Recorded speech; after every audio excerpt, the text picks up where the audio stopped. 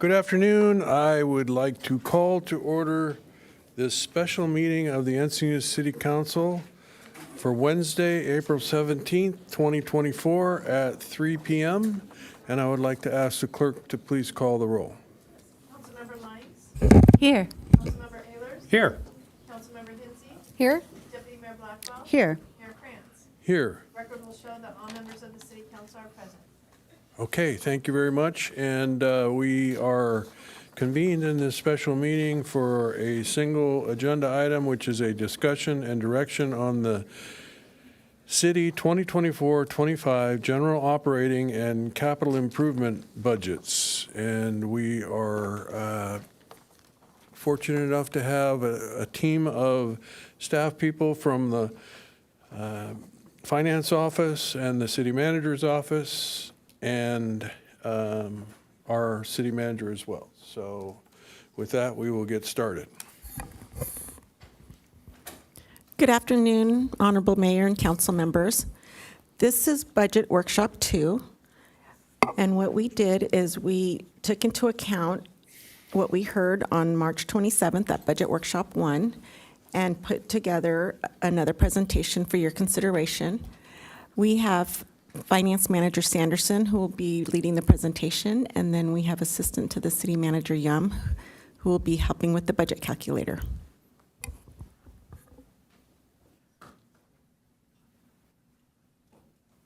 Thank you. Our agenda today is a quick recap of the foundation discussed in Workshop 1, as well as a review of the general fund requests that were presented in the previous workshop and new items that came in, not new items, but items that weren't discussed in Workshop 1. And then also, for reference, our presentation files also include the capital projects by status, which is the donut list that engineering keeps track of the ongoing capital projects, as well as the ranked project list prepared by the Infrastructure Task Force.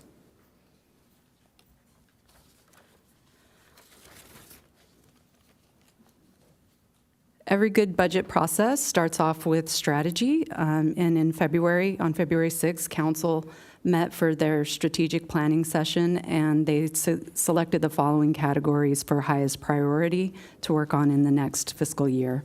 That includes effective city services and reliable infrastructure, housing and affordability, engagement and education, ensuring and preserving community character, environmental health and leadership, mobility and alternate modes.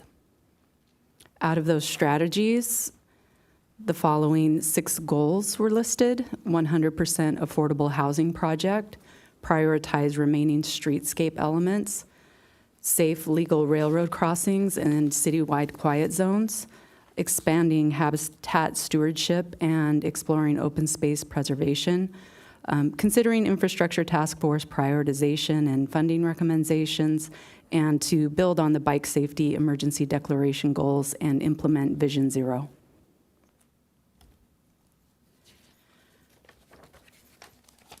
The financial structure was also reviewed in the previous workshop. Each year, we ensure a structurally balanced budget where revenues are greater than expenditures, and they are not backfilled by one-time revenues.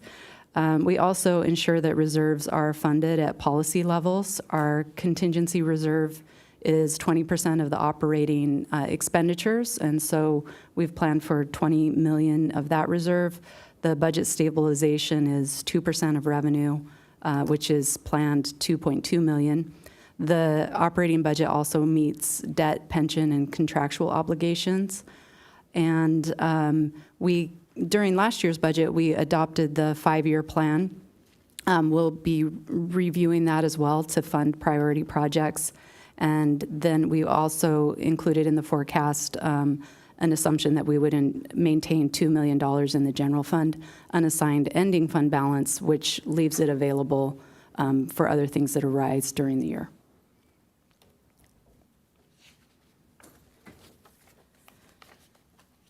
At the prior workshop, council requested that staff returned with additional information.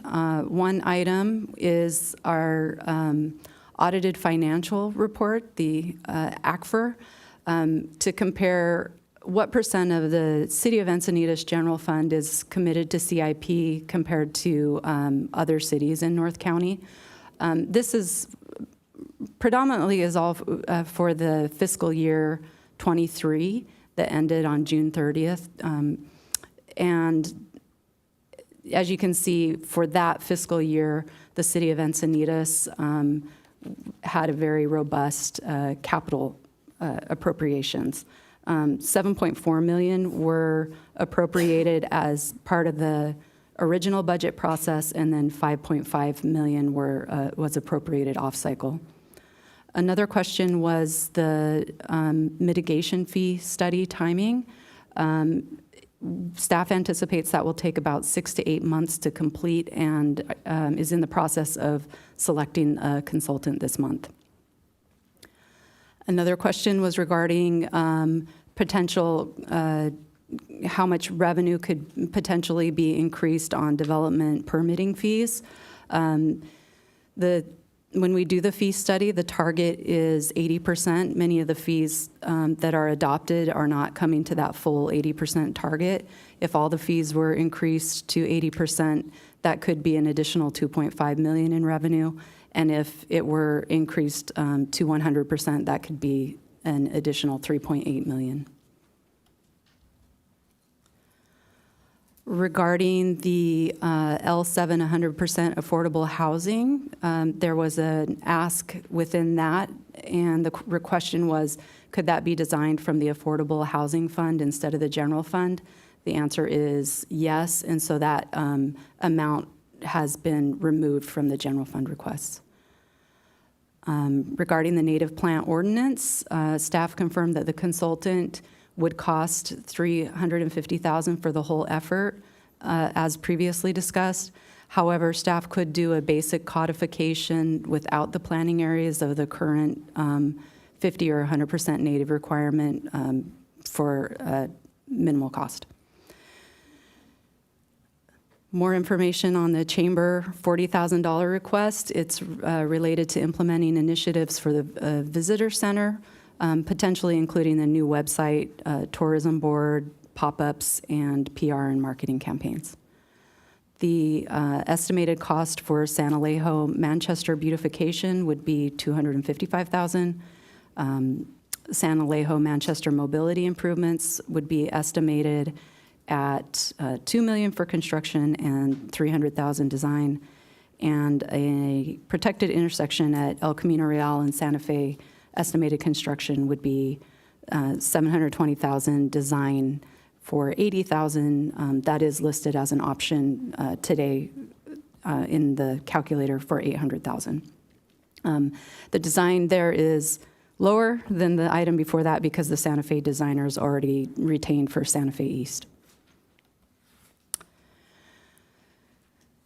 So this is kind of where a lot of the discussions focused in the previous workshop. Once we take into consideration the operating to keep the city running, and then that leaves 4.3 million available for appropriation.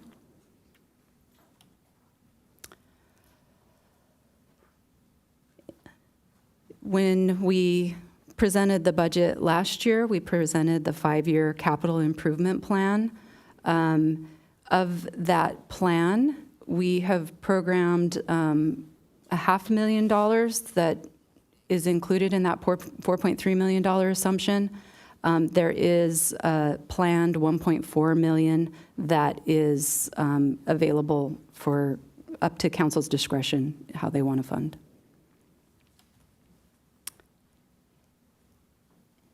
And then we have, we can go over the planned projects and the other options as well, as far as a recap or give people some moments with the slides. How would you like to do that? I can read all of them.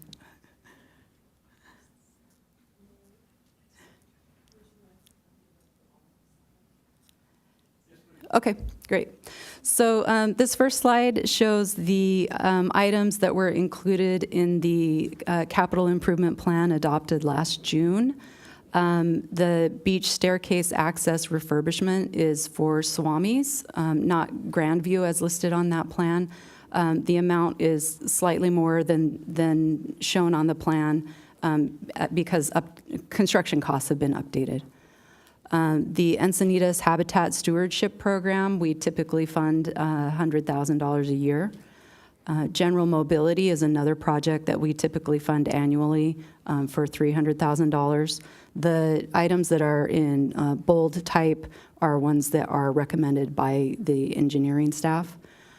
Innovative Bike Lanes typically receives $250,000 a year.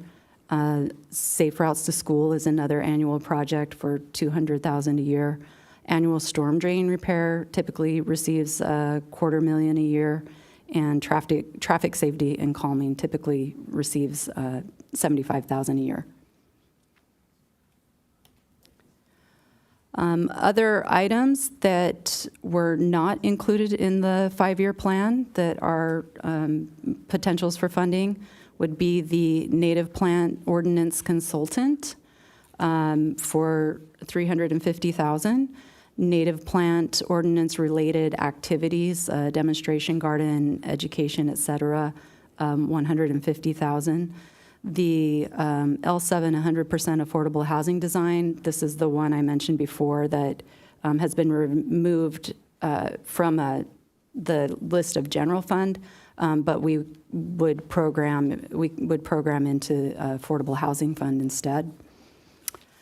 Pacific View Phase 2 parking lot and landscaping design permitting has been requested at $250,000. Stormwater harvesting study, another $250,000. The Hygeia to Andrew drainage study, $750,000. Q3 on-call drainage consulting that was discussed in the drainage report, $100,000. Citywide drainage master plan, $750,000.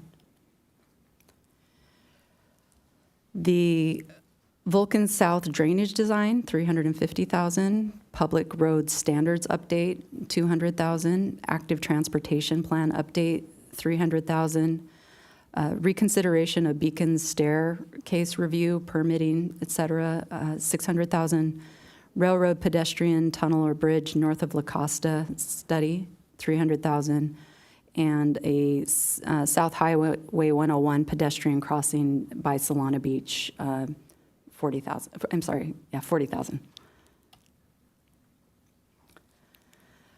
Some other suggested capital projects that are not on the donut list. That's the list that engineering's been presenting of priority projects for the last few years. That includes extending North Highway 101 drainage to Grandview. A new scope for the North 101 drainage project would add $1.8 million. Adding protected bike lanes at Santa Fe East would change the scope or add new scope for the Santa Fe East project, $1 million. Protected intersection at El Camino Real in Santa Fe. This is the design piece of $80,000 and the construction estimate at $72,000 that was discussed in the previous slides. Lucadia Boulevard paving, $800,000. Drainage improvement at San Alejo and Norfolk would $150,000. Drainage improvement B Street sidewalk, $250,000, and Manchester Slope stabilization, $300,000. So this would add $5.1 million for CIP projects that were not on the approved plan and not on the existing list of priorities. Some other items that were not included in our presentation on March 27th include additional funding for North Highway 101 drainage, Grandview to Jupiter of $3.3 million. Additional funding for annual storm drain repair. This is on top of the $250 discussed in the previous slide. would be an additional $250,000, an additional funding for paving, $1 million, La Costa Ped Path construction, $1 million, additional Chamber of Commerce funds discussed previously, $40,000. Encinitas Historical Society request for tree lighting, $8,500. Orpheus Paul Ecke Central Bike Project, $60,000, and Manchester San Alejo beautification, $260,000. So that adds $5.91 million of items that were not discussed in the previous presentation. So when we take all of the items that were shown in bold on the previous slides, some questions that came up last time were, out of all of these things, what would engineering recommend? This summarizes their recommendations for how to spend the $4.3 million.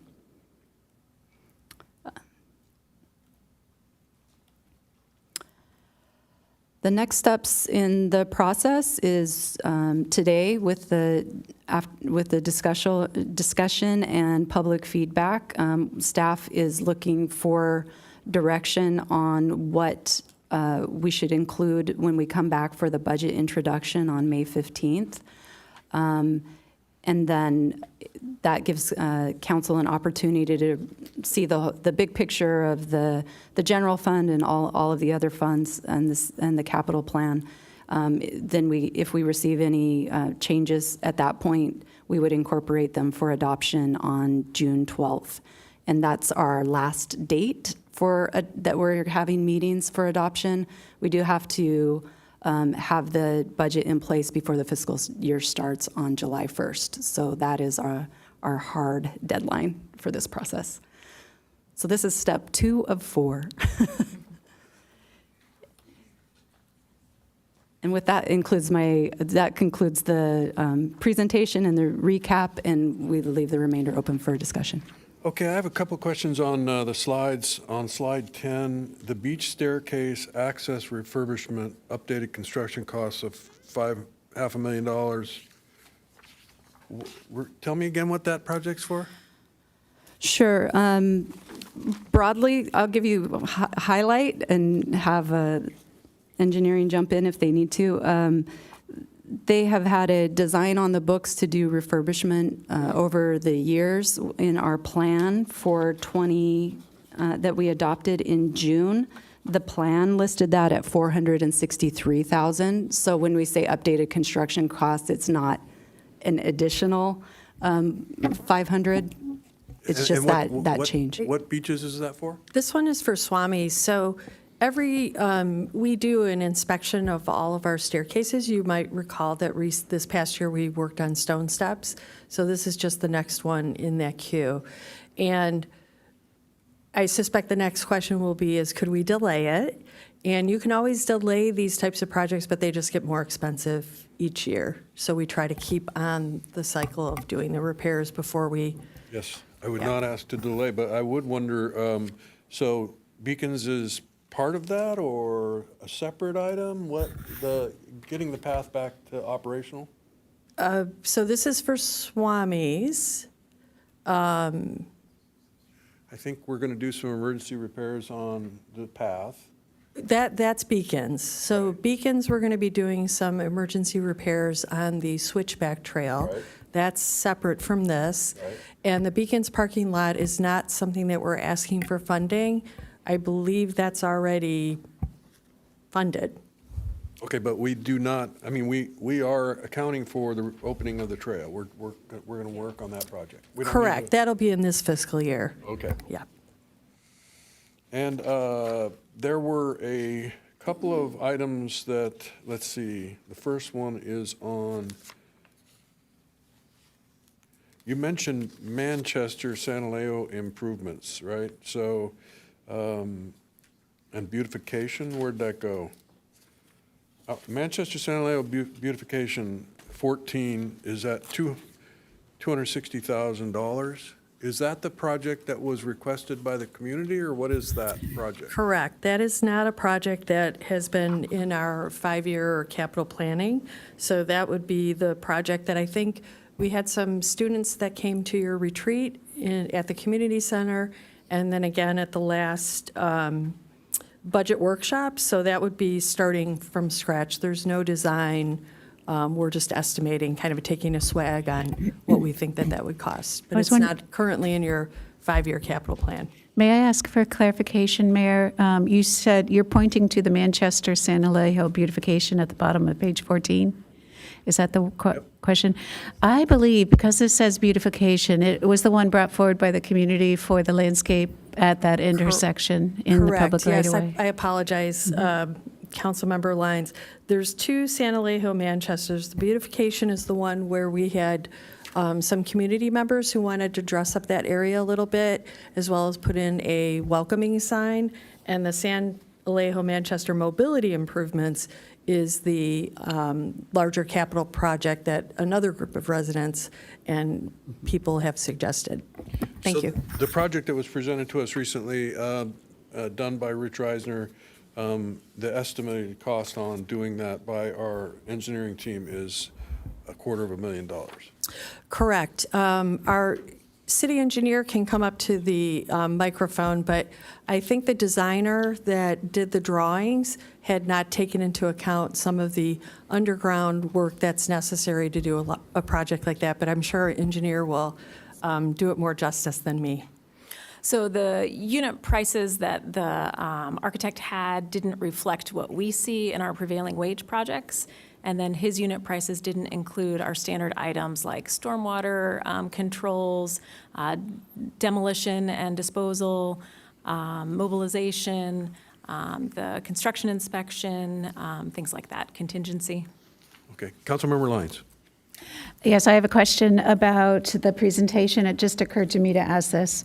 On page 15 of the presentation, could you go to that? This is the engineer's recommendations, and I'm glad that they're organized this way, but I realize that I need to ask, are these also shown elsewhere? Like, are these identified elsewhere as other CIP projects? It's just kind of summarized right here as the engineer's estimate. It's not like in addition to other things. Could you clarify? Yeah, so these are the highlighted items from the previous tables. So yes, they're the ones that Kelly ran through for you, and these are the additional items that we'd be recommending for your consideration. So the purpose of this one, this page right here, 15, is just for us to understand what the engineer recommends as far as top priorities. These are in list of priority from your perspective, your team perspective. Correct. Okay, thanks for that. That's it. Councilmember Ehlers. Yeah, a question of clarification on page 13 on the Lucadia Boulevard paving. Which segment and what is the anticipated timing, if approved, to do this relative to the Fox Point Farms project?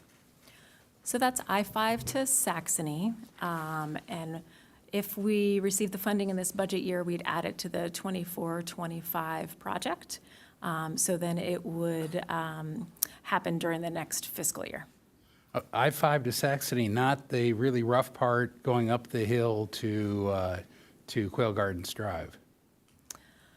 I believe that's correct. Let me send a little text message and I'll make sure my information is accurate. Okay, and again, what was the timing for that? So we do it with the 24-25 project, so. Starting in the October timeframe, running through the beginning of the year? Okay. Correct. 25 or Right, 24? 24-25. Okay, but October 24 to January 25 or whatever. You got it, Okay, yep. Great, thank you. Deputy Mayor Blackwell. Yeah, I have a question about back on page, oh gosh, I should put my glasses on, back on page 6. When we're talking about the development and permitting fees, and you gave some estimates if we increased our cost recovery to 80% or 100% across the board. Could you give me perspective of, would we be an outlier compared to other cities in that regard if we did go to 80% or 100%? Maybe I need someone from... So we usually try to take a look at the city of Carlsbad. They also have a policy of getting to 80% over a period of time. You actually have a policy that says the same. Right. What we were asked in the last meeting was, what would it take, or what would be the result if we sped that up a bit?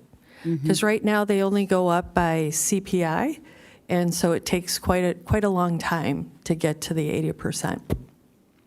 That's perfect. Thank you. Okay, one more question about the Vulcan South Stormwater Study at $350,000. The city has on the shelf some plans that looked at two approaches to stormwater movement from Orpheus to Cottonwood Creek that are, I believe, a significant percentage of design. They're not 100% design. So I'm wondering what we're getting for this additional $350,000, I believe it is. So we have concepts right now, so it's a two-dimensional design, basically. So 350,000 would get us construction-ready drawings. So are we using one of those two options? Is that the idea? So we're Correct. making use of the investment that we made in those? Okay, thank you. You got it. Public speakers, please. 18. How many? 18. Okay, Do you want to do 2 minutes? Or no, we'll just let them, and if you came last time and spoke, you can trust us that you only need to say half as much this time. Just a reminder, you have 3 minutes. Calling 3 at a time. Rebecca Nussbaum, Gary Murphy, and then James Feeling.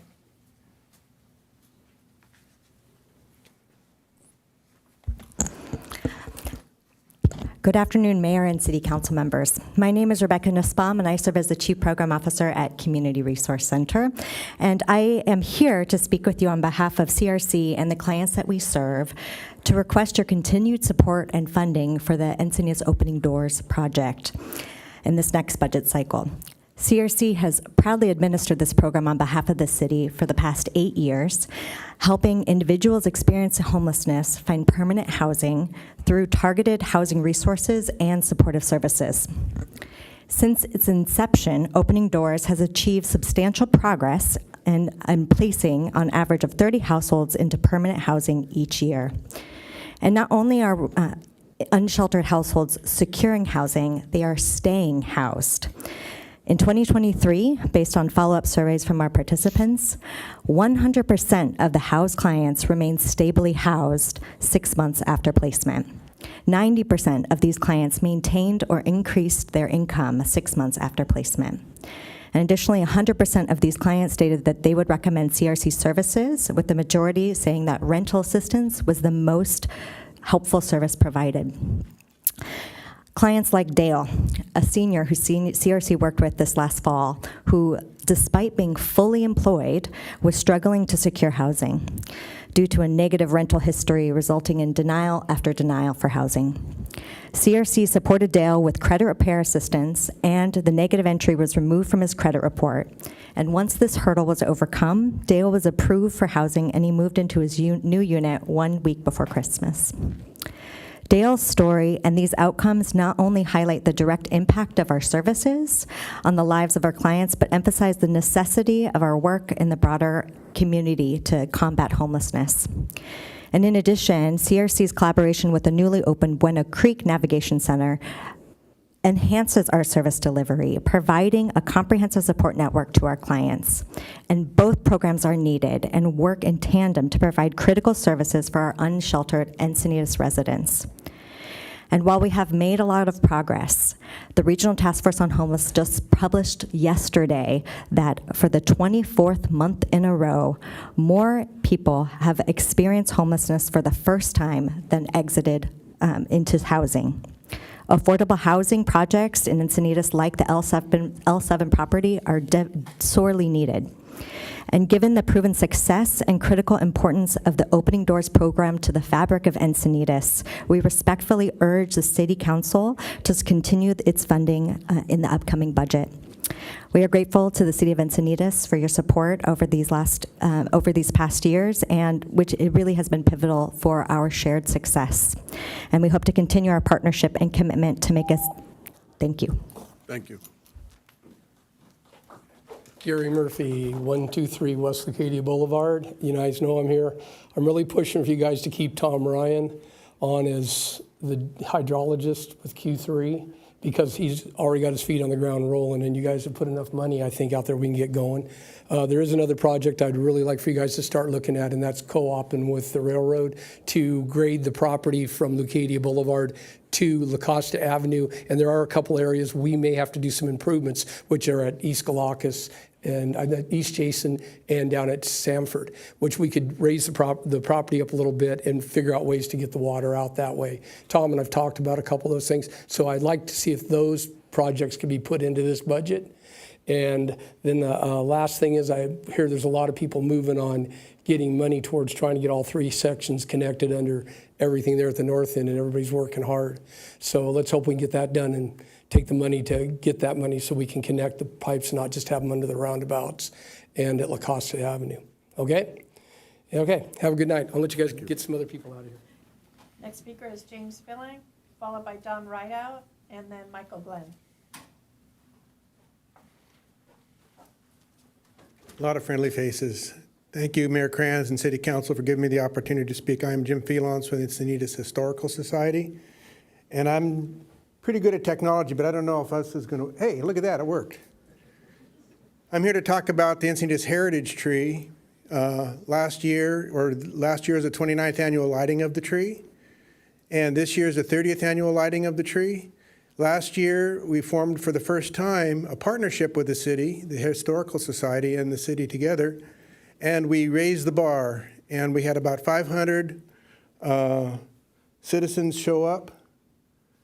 And the tree was started in 1994 and became a heritage tree in 2011 simply because we kept lighting the tree year after year after year.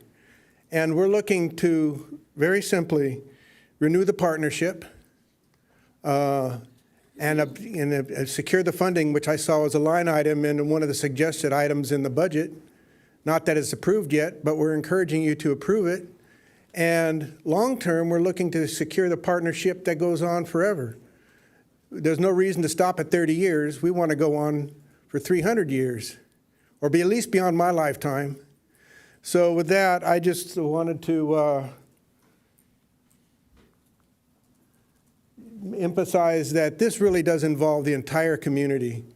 We have formed a partnership also with the Encinitas Educational Foundation, which organizes all the choirs. We have 4 children's choirs, and we have a live band. And this year, it's not official yet, but I will say that we have spoken with him, and he said yes.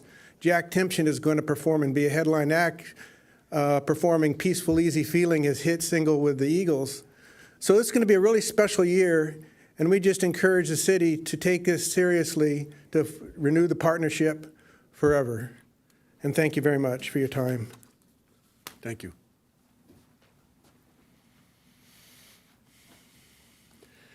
Good afternoon. I'm Don Rideout, 145 Basil Street, Leucadia.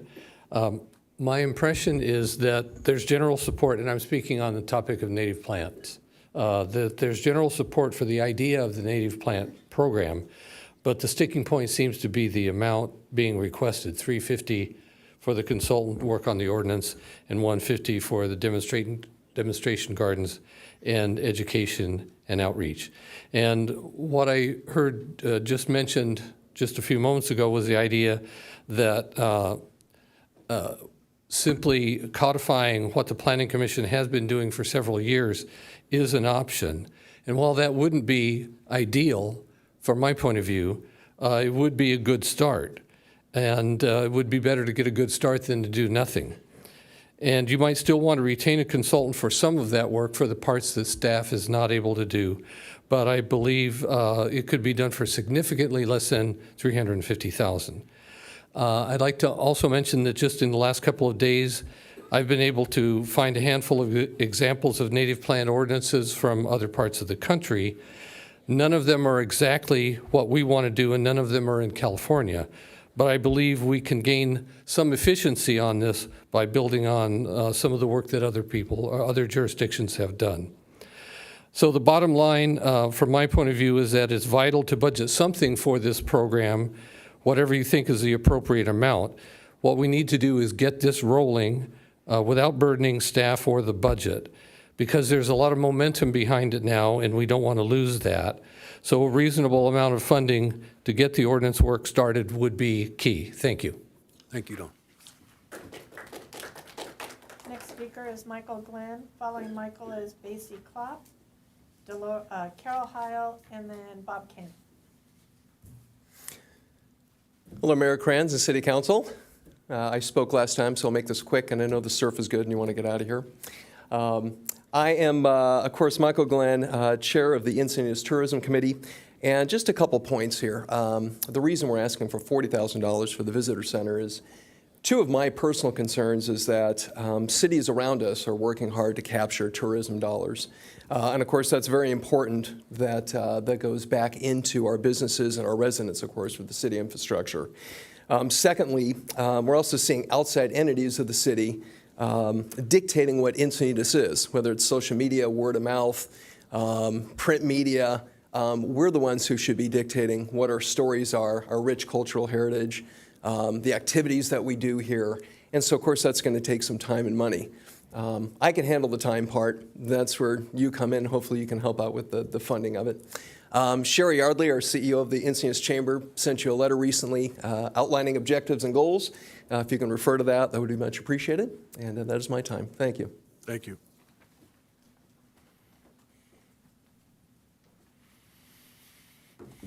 Hi there. My name is Basie Klopp. I am a 2-year resident of Encinitas, as well as a native plant pollinator and wildlife enthusiast. I'm here today to urge you to fund the native plant ordinance in this coming year's budget because there is no time to waste. As of this writing, 1 million plant and animal species are at risk of extinction, hundreds of which have been identified in California alone. This ordinance would build upon the city's existing commitment to environmental stewardship and aligns perfectly with City Council's goal of expanding habitat stewardship and open space preservation. In January of 2023, this very council unanimously approved a resolution to become a Bee City USA affiliate. This decision recognized the vital role pollinators play in our environment and our food supply. The Bee City program specifically emphasizes increasing native plants as a key strategy for sustaining pollinator populations. Encinitas has already committed to inspiring others to take action through this program, and the proposed native ordinance dovetails beautifully with this commitment. Native pollinators have co-evolved with our native plants, not only bees, but butterflies and their caterpillars and hummingbirds too. These pollinators are crucial for a healthy ecosystem, ensuring the reproduction of flowering plants, including many fruits and vegetables that we eat. But their populations are declining due to habitat loss and reliance on non-native plants that offer them little to no sustenance. Here's one quick example from the pyramid of life that is built on the base of native plants. According to entomologist Dr. Doug Tallamy's research, it takes a staggering 6,000 to 9,000 caterpillars to raise one chickadee family. That is an astonishing 1,000 caterpillars per baby chick, and that's in the first 16 days of their lives. Many butterflies and moths only lay their eggs on native plants that caterpillars will eat. So to sustain birds, we need a thriving foundation of native plants. But this measure wouldn't benefit only our native animals. It would also create a more resilient landscape, requiring less water and maintenance over time compared to thirsty non-native options. Native plants are adapted to our climate, reducing the need for pesticides and fertilizers, which can harm our waterways. Furthermore, prioritizing native plants will help us achieve the climate goals the city has already laid out, because native plants act as carbon sinks, storing carbon dioxide. By adopting this ordinance, Encinitas can become a leader in habitat stewardship. Let's be a city that thrives alongside nature rather than suppressing it. Let's be a stellar example to other communities and a beacon of hope in the face of species extinction. A place where pollinators, birds, and people can enjoy the beauty and benefits of a native California landscape as we move closer to achieving our critical climate goals. Please accept my remarks as wholehearted support in favor of the native plant ordinance. Thank you for your time. Thank you. Carol Heil will be followed by Bob Kent, Jennifer Hewitson, and then Geraldine Kessler. Good afternoon. I'm actually reading Dolores Lodell's speech. She had an emergency and had to leave. So greetings, Honorable Mayor, Deputy Mayor, and council members. My name is Dolores Lodell, but obviously it isn't. My name is Carol Hall. And I reside on Hillcrest Drive in Northwest Leucadia. I have lived there for 28 years, and I've raised 3 kids in this area and have been active for 2 decades in issues related to our corridor of Encinitas. Related to the CIP budget discussion, I first want to point out 3 of the 6 items on the council goals for the 2024-2025, as stated in the first CIP budget workshop documents. Number 1, prioritize remaining streetscape elements. Number 2, safe, legal railroad crossings and establish citywide quiet zones. And number 3, consider the infrastructure task force prioritization and funding recommendations. Based on these 3 council goals, I wanted to also reference the recent City of Encinitas Infrastructure Task Force February 2024 list of future projects. There is a list of 113 projects with rankings. This task force went through an impressive amount of work and detail to produce these rankings. Of the top 25 ranked projects, 10 of these, or 40%, are in Leucadia. If you also count ranked item number 10, which is the 50-year storm drain damage reduction project, of which Leucadia should be central, that would increase it to 11, being in the top 25 or 44%, which is getting close to half. This is a clear indication of what many in our neighborhood have known for years, that Leucadia has been ignored, put on the back burner, or put on the list for the last implementation phase, such as streetscape, for decades. We have also experienced significant growth and have a high density with numerous apartments and condos in our corridor. It is for all these reasons that I urge you to prioritize spending in the Leucadia corridor, and particularly in the northwest corridor of Leucadia, prioritizing railroad crossings, finalized streetscape, and Vulcan Avenue improvements, and La Costa Avenue improvements for pedestrian bikes. Lastly, I wanted to thank you for the time and effort you devote to your work here. I know it must be difficult to balance all the needs and wishes of the city. This morning, I was at the recently purchased acreage on the bluff top at La Costa and the Coast Highway. I took photos of beautiful wildflowers, a hawk resting in a nearby tree, and egrets in the water of the lagoon. I wanted to thank you for your foresight in purchasing this beautiful property. I hope this will always be an open space for the community to enjoy. Thank you. Thank you.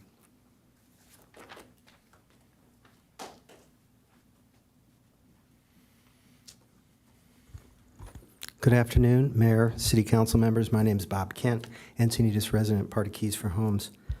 I'm here today to respectfully request that you please support the continued funding in the upcoming budget for the Opening Doors program facilitated by CRC on behalf of our city. Over the past 8 years, Opening Doors, through its housing navigation and case management services, has proven to be a critical asset to help individuals and families facing homelessness, including seniors, veterans, and chronically homeless, helping them find permanent, stable housing. This approach is not only comprehensive, but it is compassionate, working to ensure that no one is left behind. Also, thank you for your commitment and the staff's work to support the newly opened Buena Creek Navigation Center, which, along with Opening Doors, serves as a pivotal resource for persons experiencing homelessness. Both the BCNC and Opening Doors, both programs are essential for increasing the needs of our most vulnerable neighbors so that we can make the experience here in Encinitas of people experiencing homelessness rare, brief, and non-recurring when possible. Given Opening Doors' track record and the continuing need for such services, please continue to fund this important program in the upcoming budget cycle. Lastly, I support your efforts wholeheartedly, and thank you for making housing affordability a strategic priority and taking the next actionable steps by including a 100% or as close as possible affordable community as one of your council goals in the coming year. Thank you. And thank you for your service on these budgets. Having done a few of them in my career, I know how difficult it is, and this is very important work, so thank you.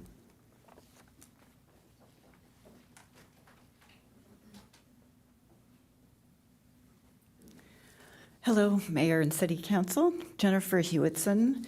I am here again, just wanted to express full support for the funding of the important native plant ordinance and native plant demonstration gardens. This is a step forward for our environment and the education of citizens on how and why native plants are beneficial as well as beautiful. Let's cultivate success with this. Please say yes to some budget for preservation on public and private lots, yes to outreach, reducing pesticide use, to stewardship, and increasing our native habitats. Let's find ways to incentivize so builders will agree to save some habitat and corridors wherever we can possibly find them. I also have a new idea this time. So a melding of roundabouts and native plant demonstration gardens. Start with this. As Santa Fe Drive Improvement Project moves to the eastern section, let's get that roundabout back into the budget. It was initially included in that project. And it's really important. This is a dangerous blind hill, constant dangerous left turns illegally done, kids going across on their bikes, et cetera. And it's part of that whole safety project for Santa Fe. Please design and plan for the roundabout if we can't afford it yet. As bike lanes and sidewalks are added at the Crest Drive intersection, it is a perfect intersection. It has so much space for a roundabout. And design it to include a native plant demonstration garden at all four corners and within the center of that roundabout. We can tackle two projects in one. I'll donate the first concept sketch and the first native plants to go in.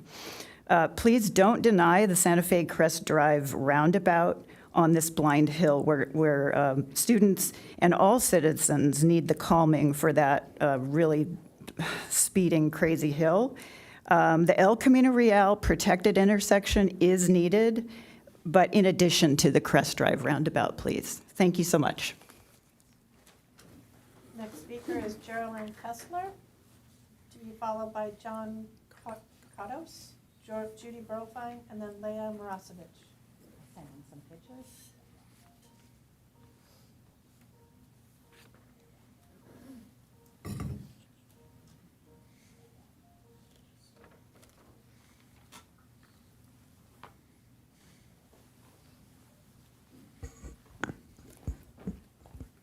I don't know, can I start or should I just wait for my pictures? Is it Wild Coast, City of Wild Coast? Mm-mm. Wotan and an owl. Two separate ones. I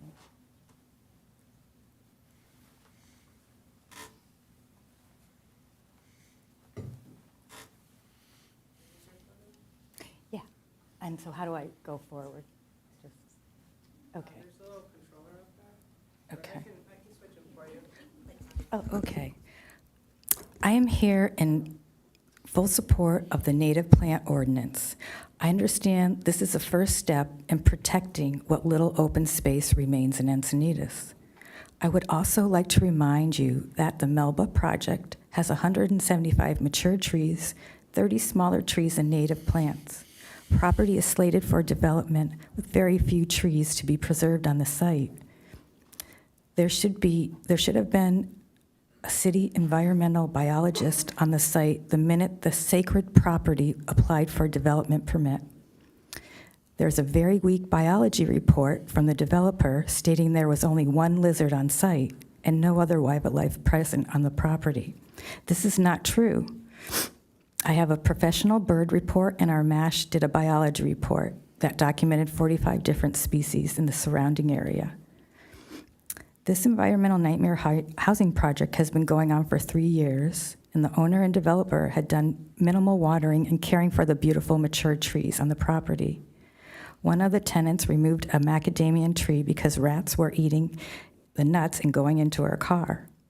The beautiful iconic palms were removed on winter solstice last December, and I was told by the owner and developer in November that only 2 trees would be removed, and he took down 7. No oversight was on this. And here's just another example of the same owner and developer of the Melba project, also owner of the Wotan property, which is adjacent to Melba. One day, he just came and clear-cut the whole property, prepping it for development. And here are before and after. Here's before. And here's after, okay? It's just dramatic. No notice to the neighborhood, just clear-cut it. All in retaliation for the mature tree policy that was being worked on. Okay, this next one. Is there an owl picture?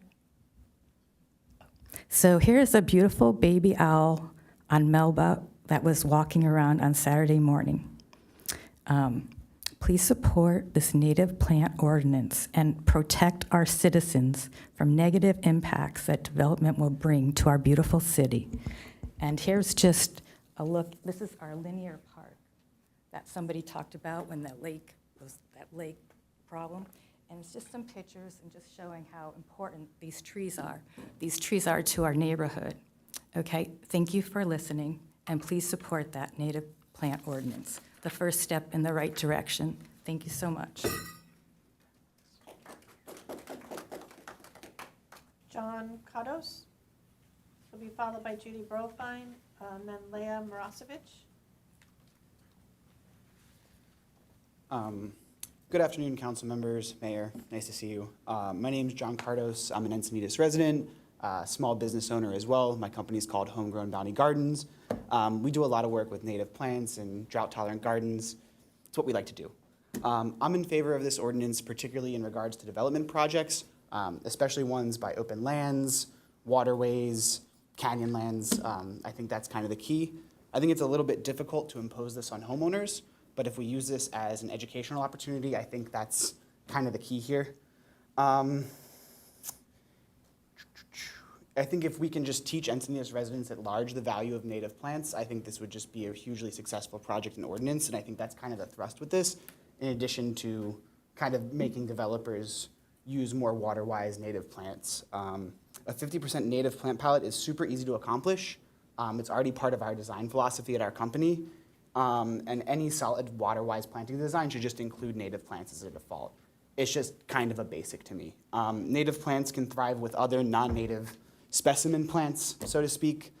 There's examples of this all around town, particularly in the safari park. I don't know if you guys have been there lately, but the whole front entrance is all native grasses with just like big showy aloes. It's kind of easy to do. And these native plants are adapted to our region. They're important for our wildlife. They provide habitat, and for all of us, I think they provide a sense of place. California wouldn't be California without our native plants, even though some people think it's palm trees. Native plants are, chaparral are really the basis of what it makes this place so magical. I think that the demonstration gardens are kind of the key part to this whole thing working. You guys could talk about $350,000 for a consultant. That's fine. That's not my department, but what I know is that seeing is believing, and you can't really have an ordinance without showing best practices, and I think that's why the demonstration gardens are really key.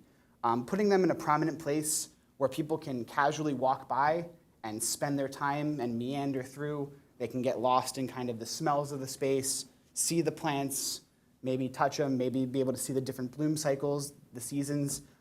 It creates a sense of place, and I think it's really important. A lot of my clients don't even know what native plants are. They don't know what they are when they look at them, even though they're all around us.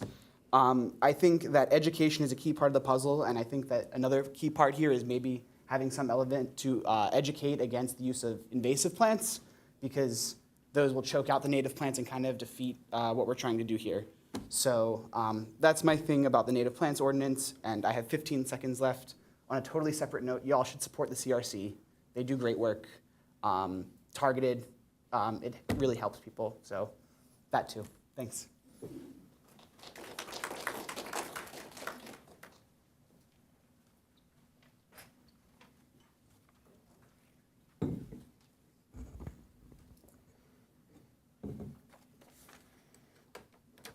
Thank you. Hello, I'm Judy Brolfine, and thanks for your work on this difficult budget.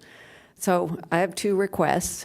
One, to provide funding to design and build the protected intersection at Santa Fe and El Camino Real. We lost a precious life at that intersection.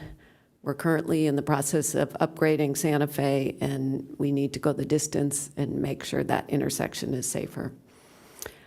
My second request, several of us have spent almost 2 years trying to find a way to improve safety for kids cycling at one specific school. Hopefully we can expand to more schools, but we've been thinking about Pollocky Central, and Councilmember Hinsey came up with a brilliant idea just recently, and that's to connect Orpheus Park with Pollocky Central, something that should have been done 30 years ago when we put the park in to make it ADA accessible. If we put a path from the park to the school, it would benefit all of us in so many ways, kids riding to school, to avoid the death trap on Hygeia and Sirius, families with strollers attending the farmer's market, neighbors opting for a meal on 101 or a glimpse of the sunset, or people in wheelchairs like Kelly's mom who live at the other end who might want to go up to the park. So perhaps we could find some ADA funding to help us with this. I hope you'll set aside funds for a design. So here's 2 things I'm concerned about. When it comes to drainage, I'm very grateful that the mayor and Councilmember Hinsey have worked with Q3 over the last several years to add big water to the streetscape plans, and grateful to our representative, Mike Levin, for providing funds. I think fixing drainage is super important and super expensive, so that's why I'm going to support the sales tax on the ballot, because we need more than $4 million spread over 1 million projects. So I want you to prioritize drainage, but I want to keep all of our priorities in mind and stay balanced, because there's so many other things that we need to do that will improve safety. And then lastly, where we stand with street paving, the city has a policy and a schedule, and I want to respect the effort that was put into developing that. If we respond to every resident who shows up at a council meeting concerned about a pothole in front of their house, the policy and schedule will become pointless. So we need a balance here also. If we're spending all of our money on street paving, we have to ignore other important safety issues. And lastly, heavy vehicles cause more damage to the streets. Light vehicles, like bicycles, cause very little damage. So if we make it safer to ride bikes, then we won't need to fix the street so often. Thank you so much. Next speaker is Leah Morosevich, followed by James McDonald, and then Matt Rubel. Good afternoon, esteemed members of the City Council. My name is Leah, and I love Encinitas. I lived here for 5 years, and I'm really overjoyed to stand before you today with the opportunity to support the Native Plant Ordinance. That will make this beloved community even more unique, healthy, and beautiful. This ordinance represents not just a regulatory measure, but a profound step towards honoring Encinitas' cultural heritage, preserving our ocean town, and fostering valuable educational opportunities for generations to come. I work for a nonprofit called Farmers Footprint that started here in Encinitas 5 years ago, and we really focus on the intersection of soil health and human health. Native plants have built-in defense against local pests and diseases. Pesticides like glyphosate have a direct impact on human health. There's countless research and court cases that have linked pesticides and cancer. So it really excites me feeling there could be a reduction in unnecessary harmful pesticides in our community with the implementation of native plants. I'm also excited that this initiative includes and represents the Native communities of this region. Their wisdom of traditional ecological knowledge of Encinitas is invaluable for native plant implementation. I studied environmental studies 14 years ago at SoCA University in Aliso Viejo, and successfully, while a student there, implemented a native plant garden on campus. I was informed a few years later that that garden was so successful that the university decided to transition all of its landscape to native plants due to the success they were seeing on many levels, from soil health, increased biodiversity, overall environmental resilience, and of course, the beauty of native landscapes. The Native Plant Ordinance is not just a policy. It's a statement of our commitment to sustainability, cultural appreciation, and environmental stewardship. I urge the City Council to support and prioritize this initiative for the benefit of our community and future generations. Thank you for your time and consideration. And I also wanted to take the opportunity to support the safer, protected intersection on Santa Fe and Encinitas. I'm a friend of the parents of Brody, and so also as a biker myself, this would really make me feel a lot safer biking around town. Thank you very much.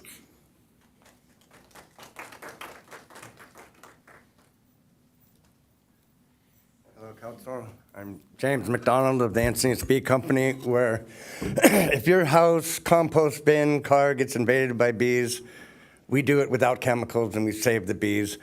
And way more, I'm really here to talk about biodiversity and the importance of having a lot of species and a big genetic pool. And I'm pushing these native bee homes. Everyone knows about, I know you're not supposed to address the audience. Everyone knows about the honeybee. They capture all the headlines. We have had, past tense, 70 species of bees in California. A lot of them are going extinct. Everyone knows the bumblebees. There's a broad range. And I was born here. I moved to Ireland when I was 30. And we don't have species going extinct. You want to know why? The Irish government, all farms, you get X amount of dollars for hedgerows. In between each field, you leave native plants, and so that you have native pollinators, so they have a place to grow, so you maintain biodiversity. I shouldn't be selling these. I shouldn't be providing for them. We had the Biodiversity Council in Canada, where all the greatest minds sat together and decided which species are we going to keep alive and which are we going to let to fade out. That shouldn't be happening. And a huge part of that is by maintaining native plants. It's serious business. You might not understand the need for a big gene pool or biodiversity, but you have to understand extinction. And that's happening, and it can be stopped with native plants, maintaining. There is the 30-30 initiative accepted by Governor Gavin Newsom and the bulk of the world. That's where by the year 2030, we restore 30% of the oceans and lands to their natural state. Don't let us be like the Paris Accord, just something we write and never do anything about. And the other importance is the domino effects. Other cities, other towns see what we're doing to preserve our natural habitat. They will be encouraged to do the same thing. And before I go, Encinitas City has done amazing things to maintain open space, to get rid of chemicals from public land. I want to commend you on that. When I got here, beekeeping was illegal, and the parks were being drenched with a bee-killing chemical neonicotinoid. Myself and Tony Krantz, he was there from the beginning. Those things aren't happening. And with Bee City USA, it's not the honeybee. It's all insects. They are a vital role in our ecosystem and need to be preserved. Thank you. Thanks, James. Next speaker is Matt Rebel, followed by Mark Wisniewski, and then Mario Ordonez Calderon. Mayor Krantz, members of the council, good afternoon. My name is Matt Rubel. I bring greetings from the office of State Senator Catherine Blakespear, and I'm before you today to express support for investment in public infrastructure improvements at the El Camino Real and Santa Fe Drive intersection to increase public safety for pedestrians, bicyclists, and drivers. According to the County of San Diego, more than 41,000 Americans lost their lives due to motor vehicle collisions in 2020. Unintended injuries caused by collisions with motor vehicles have become the third leading cause of death between people ages 5 and 44. And these figures hit awfully close to home last year when a young Encinitan did not survive when his e-bike collided with a work van near this intersection of El Camino Real and Santa Fe Drive. Incidents like this are occurring at an increased frequency, and it's critically important that we do something about it. Because of this alarming trend, Senator Blakespear worked to prioritize and secure more than $3 million in the 2024 state budget to fund the western segment of the Santa Fe Drive Corridor Improvement Project, which will provide improved bike lanes separated from traffic where possible, new sidewalks, and a signalized pedestrian crossing in front of San Diego Academy. The senator in our office believe that it is vitally important to continue these types of investments to prevent motor vehicle accidents and vehicle collisions with bicyclists and pedestrians. With an estimated cost of $800,000, the city of Encinitas can increase public safety at the intersection of El Camino Real and Santa Fe Drive to save lives and protect our youngest and most vulnerable residents. We ask that you seriously consider making this investment. Thank you very much. Thank you. Mark Wisniewski. He'll be followed by Mario Ordonez Calderon, Greg Reese, and then Ron Medak. Good afternoon, Mayor Kranz, members of the City Council. Mark Wisniewski, 2036 Countrywood Way in Encinitas. I'm here to heartily support the native plant ordinance, and I also support Don Rideout's approach that if we can't do everything, let's do as much as we possibly can. Let's use the money the best we can and get something started.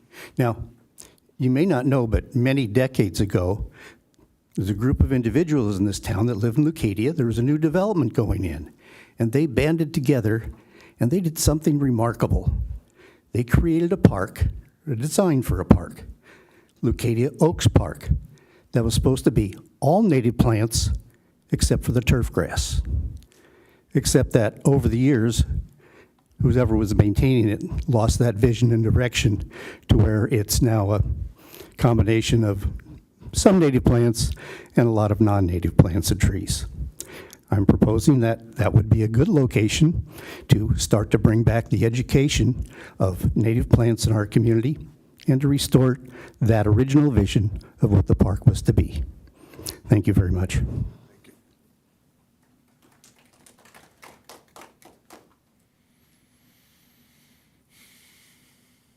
Good afternoon, Mayor Kranz, City Council.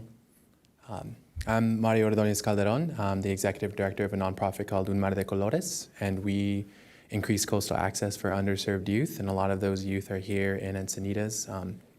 So I have a direct connection with a lot of students here, and I actually saw some of my students cycling on that Santa Fe road, that same road in which we lost the young life of Brody. And it just broke my heart in thinking that they were cycling to and from their school or to and from a friend's house and were risking their life. So that's why I'm here in strong support of the investment that y'all are gonna make to fix the Santa Fe El Camino intersection. And I also wanna note that I'm here in strong support of the native plant ordinance. I envision a future in which our students can go to the demonstration gardens and participate in a lot of the educational components that could be held there and learn about native plants, the native community, and how to be ecological stewards within Encinitas. And I really commend the consultation budget that's within the ordinance, and I commend the fact that y'all will be working with native communities to advise and counsel on a lot of that work for native plants. So thank you very much. Thank you.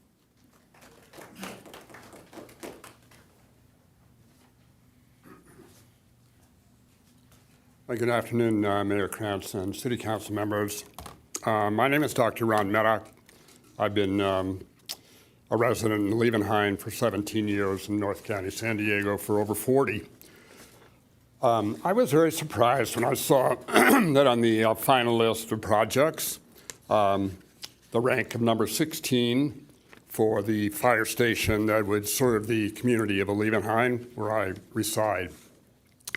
I'm on the board of directors of the Liebenhain Fire Safe Council, and I want to stress that I'm not speaking for that board of directors or for the organization. I'm speaking as an individual. But we know that Liebenhain is the part of Encinitas that is most exposed to fire danger, and yet we have no fire station. We have a paramedic station, but we don't have a fire station. It's not capable of fighting fires, the equipment that is now there.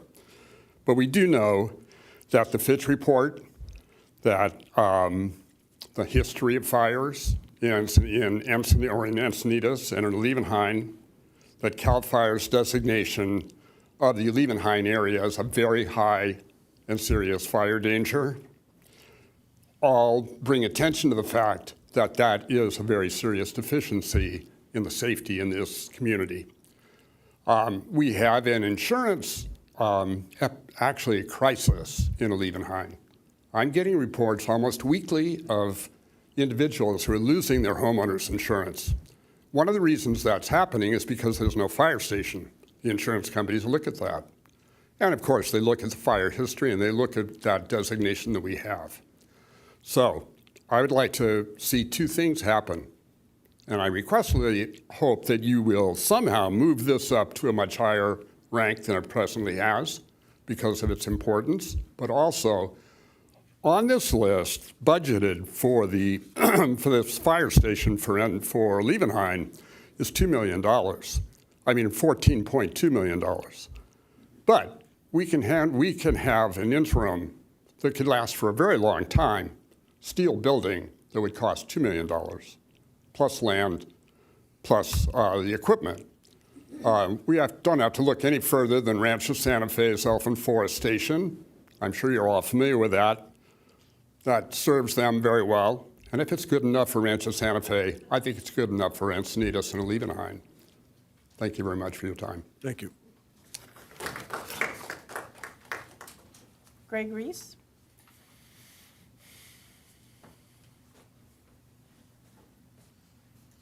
Hello, everybody. Thanks for having me. Mayor Krantz, council members, thanks for having me. My name is Greg Reese. I am a new farmer at Fox Point Farms coming in Encinitas. I've been a resident of Encinitas for 3 years and been visiting here since 2007. But actually, I remember visiting back in the day when I was a kid, and also just found out recently that my great-grandfather lived in Cardiff in the 20s, which was really cool. Anyways, I am here. I'm a proponent of the native plant ordinance and demonstration garden for multiple reasons. One, just the name Encinitas is a coastal live oak, which is a native plant, and also to honor our ancestors, meaning the original name for this area, Pana'o, which is the flowering yucca that kind of has yellow flowers and is pretty. So both the names from our ancestors and also the Spanish were also just, they're commemorating the native plants in this area. So I think that's a great thing to keep going for, not only to honor our ancestors, but honor the future generations. These plants will last hundreds, if not multiple hundreds or thousands of years without disease and without much watering. They can bring up the water table. They can, they are drought tolerant, like I said. They have tremendous ability for fire suppression, biodiversity, and they're pretty. Usually they flower nicely and are evergreen. And they can choke out some of the invasives that have come in, such as the mustard yellow flowers, which are cool, but then they try to choke out the natives. And having the demonstration gardens would be great just for, we can learn about uses currently and how they were culturally used and how they can be edible and utility. So I'll leave it at that. I'm a proponent of the native plants. Also, I'm in favor of bike safety ordinance. I think more of that is definitely needed. And so yeah, thanks so much. Thank you. Mayor, that does conclude speakers, and then Karen Koblentz is registering support for the Visitor Center and opening doors, but did not wish to speak. Okay, thank you. Appreciate all the input and participation. I think our objective today is to get a little more specific than we were last time. I don't know if Lois, how does your spreadsheet work over there? Is that what you're prepared to manage? Yes. So you can let me know what you're interested in. We have a couple of ways that we can go about this. We can first have the city council let me know what you're interested in moving forward. At that moment, we can see which items had the most votes, and then I can add them to this calculator where you can see what would be the remaining available balance after that. Otherwise, I can just add them to the calculator as is right now, and if it goes over the 4.3 million, then we can remove stuff as we're discussing. Okay, so I think that I like the way she's got the columns there, and if in your comments, you can indicate which of these projects or what other projects that you would like to see budget dedicated to. What we can find out is wherever there is concurrence, we can then essentially move those over into the calculating space, and then we can figure out how we're going to manage the rest of the projects from there. Maybe we end up with taking them item by item, kind of bifurcating individual items to see if there are 3 to 5 votes in support of that. So does that sound like a plan? Okay, Councilmember Hensy. Thank you. So thanks again to all the speakers that come out. It's so wonderful to have your participation and inform us what are the important parts about our city and the decisions that we make about our budget to support those goals. So I'll keep my list short. I think this is the painful part of the budgeting process. In the last meeting, we added a bunch of things to the list, and now we go through and whittle it down.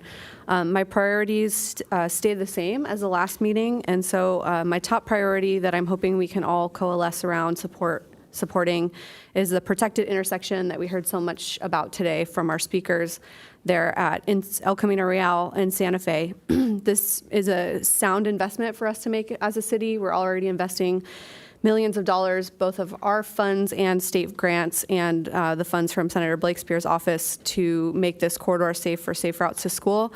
And leaving this intersection unchanged without this enhanced protection, to me, is a missed opportunity. So that's my top priority for funding. My second priority is to put forward the design funds to connect Orpheus Park with Pollock Central. As we heard from one of our speakers today, Pollock, being the oldest school in the district, has quite a few challenges for access, and the more that we can do to make it safe to reach the school on foot or by bike, the less congestion we'll experience with autos. That was a $60,000 estimate by staff. My third priority is to include the design cost for L7. That is not coming from our general fund. It would instead come from Affordable Housing Fund, so I'm not sure how we want to treat that one, but that would be my third priority. Then I have the native plant ordinance and the demo gardens. Being that our strategic goal specifically says we want to make these investments, to me this is like the analogy of how do you eat an elephant, and it's one bite at a time, and this is our first bite, and if we don't take this bite, then we haven't made any progress towards this goal. We have so much support from the community, as we heard today, that this is the direction they want to see us go. Our subcommittee has invested dozens of hours with our most respected minds who are experts on this topic, and not taking action in this budget cycle, to me, really leaves a lot of that wisdom on the table, and I think we need to be in a position to act on it and coordinate it. I think it is really important when we see our city's goals articulated, for example, in the survey that we put out to inform our tax measure. We continue to hear that we want more open space. We want to improve the quality of our open space. It's beyond the beach. It seems like the reason why people love Encinitas, and they articulate that so well. So to me, this is just a small investment to make to get closer to that goal, to attract grant funds that are widely available throughout California, to be able to make good on those goals our community has for us. So the last one that I highly prioritize is safe routes to school, that $200,000 that we're able to use every year to honor the requests that come to us from our school district partners and from parents that are trying to just get to school safely. I think that's so important that we include that in the budget. And lastly, fully knowing that we're going over the threshold that has been clearly identified of $4.3 million, I would like to see us find a way to make the drainage from Grandview, or extend to Grandview as part of the streetscape project, one of our top goals for this cycle. And then I guess there was a little ask that slipped in there at the last meeting. That was the $8,500 ask for the heritage tree lighting that I do support if we can find those funds. All right, thank you.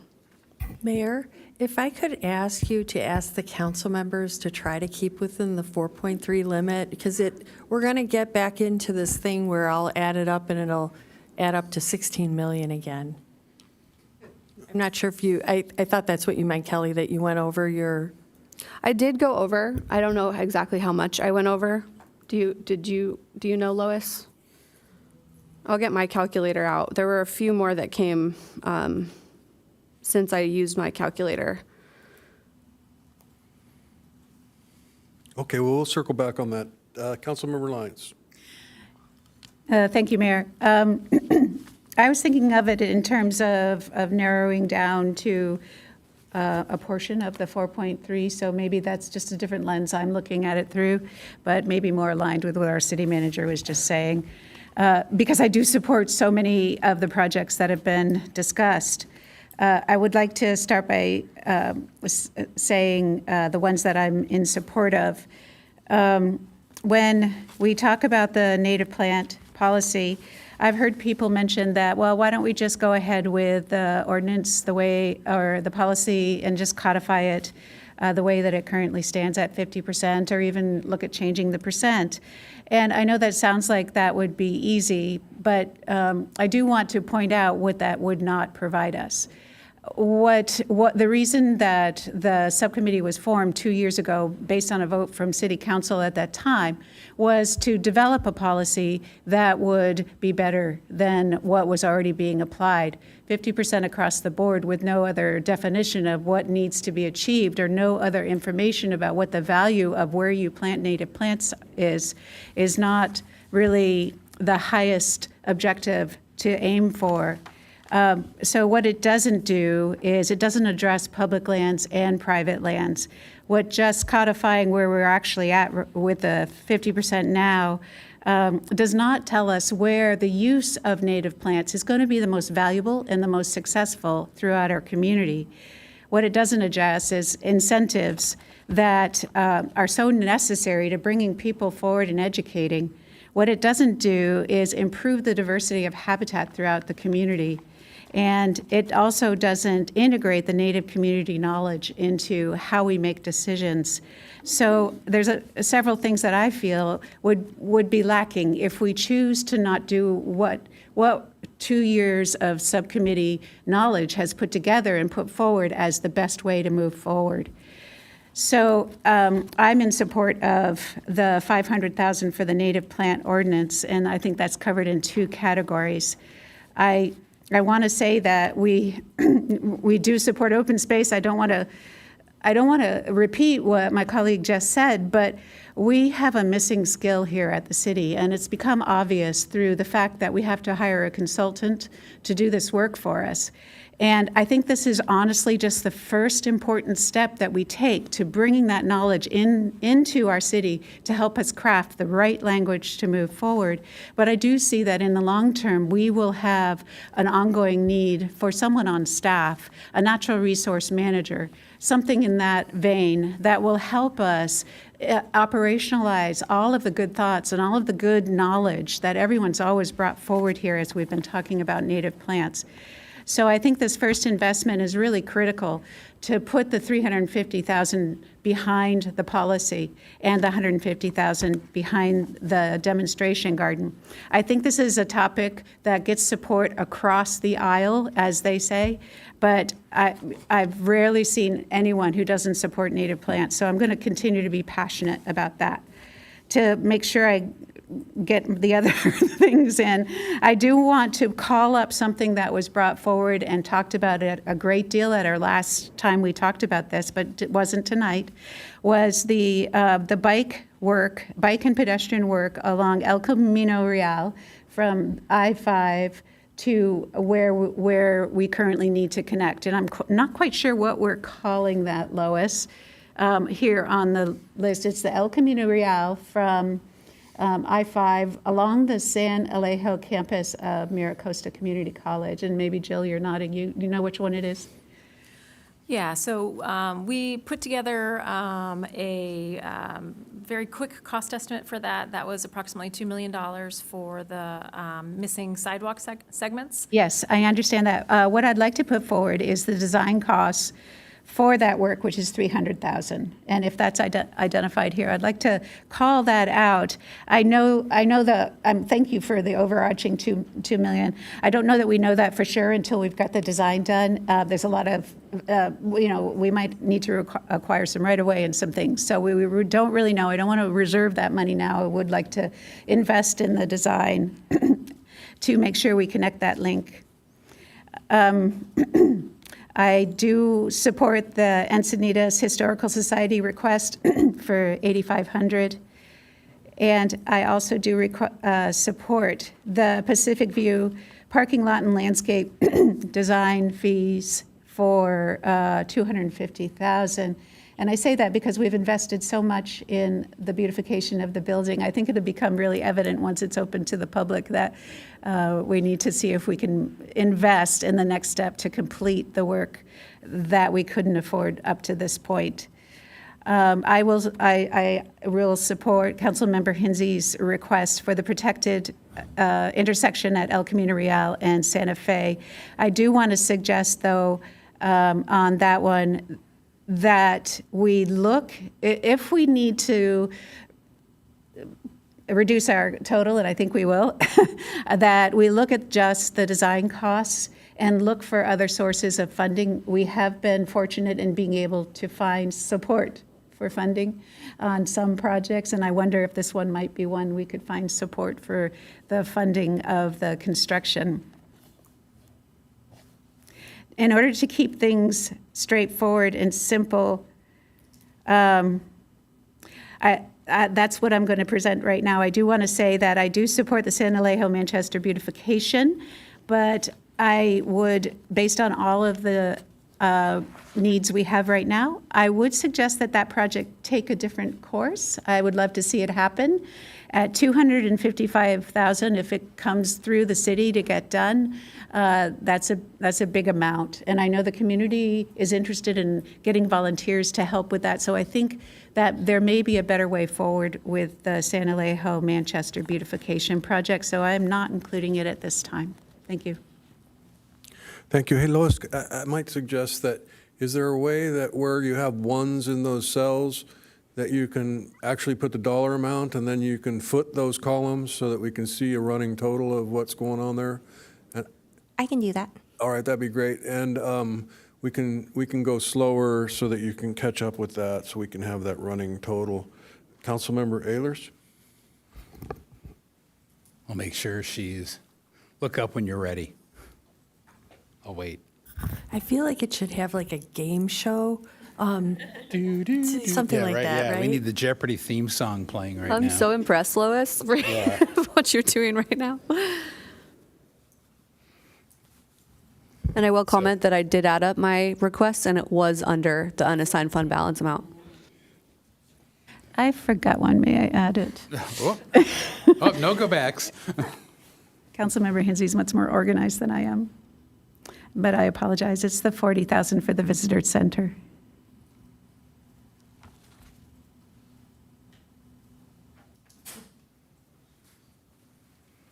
Ready? I'll start with Ready. the opening remarks and then. So like before, my priorities are in the aging infrastructure. I thought the infrastructure task force report said it well. The voter survey in that report said it well. It said voters in the poll were primarily interested in repairing aging infrastructure, including storm drains, bridges, sidewalks, curbs, and public facilities, and it went down from there to other classic infrastructure. So my priorities remain in pavement, storm drains, Leucadia drainage, and traffic enforcement. Using the spreadsheet that we were given, the scorecard, I'm going to start out with the annual storm drain repair for $250,000 plus the additional storm drain repair for $250,000, so that'd be $500,000. It's on two items in there. I too support the native plant ordinance. I do think this is a very, very tight 4.3 million, so there's not a lot of room there. And I agree with, I think it was Don Rideout, and I think Mark, that thought maybe we could do it for less. So what I would propose is that we allow for 150,000 for the consultant and 100,000 for the demo gardens, and so roughly half the number, and then work with using internal planners to do the ordinance portion, but not the plant expertise, because what we're really hiring is plant expertise. I support again, for drainage, having Q3, Tom Ryan from Q3 on call, rather than 100,000, I thought probably 50,000. I think I just checked the warrants today. If you look in there, for all of Michael Baker's invoicing for this year so far, so we're about 3/4 of the way through the year, they've only spent 150,000. I couldn't imagine how we could spend 100,000 on Tom Ryan getting advice, but he's the guy that understands the 100-year storm plan design at the highest level, and I want to keep him. He's been the best source of information I have found, and I'd like to see that he has purview and some commentary helping Jill and the engineers keep track of that. So I'd like to see Q3 on call for 50,000, so that's less than was in there. The Vulcan South drainage design is the next area. I think if we get that design done and have it ready, we could get grants potentially for the lion's share of that money. It's potentially a clean water project. It certainly, I think, the pumping project that was done during the last reasonably large storm showed that we kept Leucadia Park dry. We did not flood Union, and I think that shows great promise. And by the way, it all complies and comports with the Q3 design, so that's great. So I'd like to get that design done. Am I going too fast for you, Lois? You good? No, you're fine. Okay, great. The big one is, of course, extend the North 101 drainage to Grandview. I think anything we can do to pay for the telescoping 60-inch pipe under L101 and get it done before we do streetscape on top, the better. And that's all part of that. And I think there's still a few million shortfall. And of course, I think on tonight's 6 o'clock agenda, we're going for a $1 million grant that would help be in addition to this 1.8 million, and we need another million or 3, I'm not quite sure where the exact number is, to complete all under segment C, the telescoping pipe. But the whole idea is get that infrastructure in, and it'll be there for the next 30 years, and we'll be on the path, the Q3 plan to get to Leucadia solving the drainage problem. You know, it's roughly $51 million to do the entire project, but we're taking steps along the way, and I'd like to see us continue that over the next 10 years. The other one that I have, we talk about paving. I won't show it again, but we've seen the chart that shows our pavement condition index dropping. The infrastructure task force reviewed it. And our investments at roughly $4.7 million for this year, that's up just barely, but the cost of asphalt is up greatly. And so I'd love to see another $1 million. I'd love to see another, well, I think Jill told us that to really get it there, we'd probably need another $6 million to get it over multiple years, but I'm going to say an extra $500,000 this year, and I'd like to see us continue to invest in pavement so we can get our pavement condition, rather than dropping, at a minimum flat, and hopefully someday headed back up to where we can get it up in the 70s again. Right now it goes from 0 to 100. We're at 69 this year, projected to drop to 65 in 4 or 5 years. So that's, and I think the number one complaint I hear from my constituents is pavement condition. And again, it goes back to bicycle safety, pedestrian safety, car safety. Let's see, where am I? So I'm almost there. Oh, the protected intersection in El Camino Real and Santa Fe, I wholeheartedly support it. I do hope that we can get the design done and find grant money for that, but I'm all in with the $800,000. I believe that is a crucial connection. Even my kids in Levenheim would have used that intersection to ride bikes to SDA when they were at SDA. So I think that one is important to, gosh, a huge portion of the town. And last but not least, the Historical Society for the tree lighting, the $8,500, I support that too. And I think that gets me in under the threshold. Deputy Mayor Blackwell. Yes, thank you. Okay, well, it's great to hear I get to go last in this series before the mayor, but it's great to hear everyone's comments so far. I too looked at everything, our stated goals for the city, the community input, the engineers' input, our infrastructure task force. And I will say I did put a bit more focus on Leucadia. I do represent District 1, which is a big portion of Leucadia.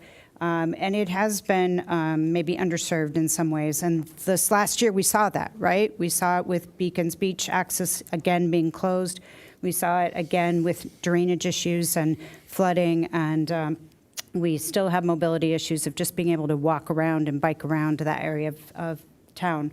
So here's what I'd like to invest in.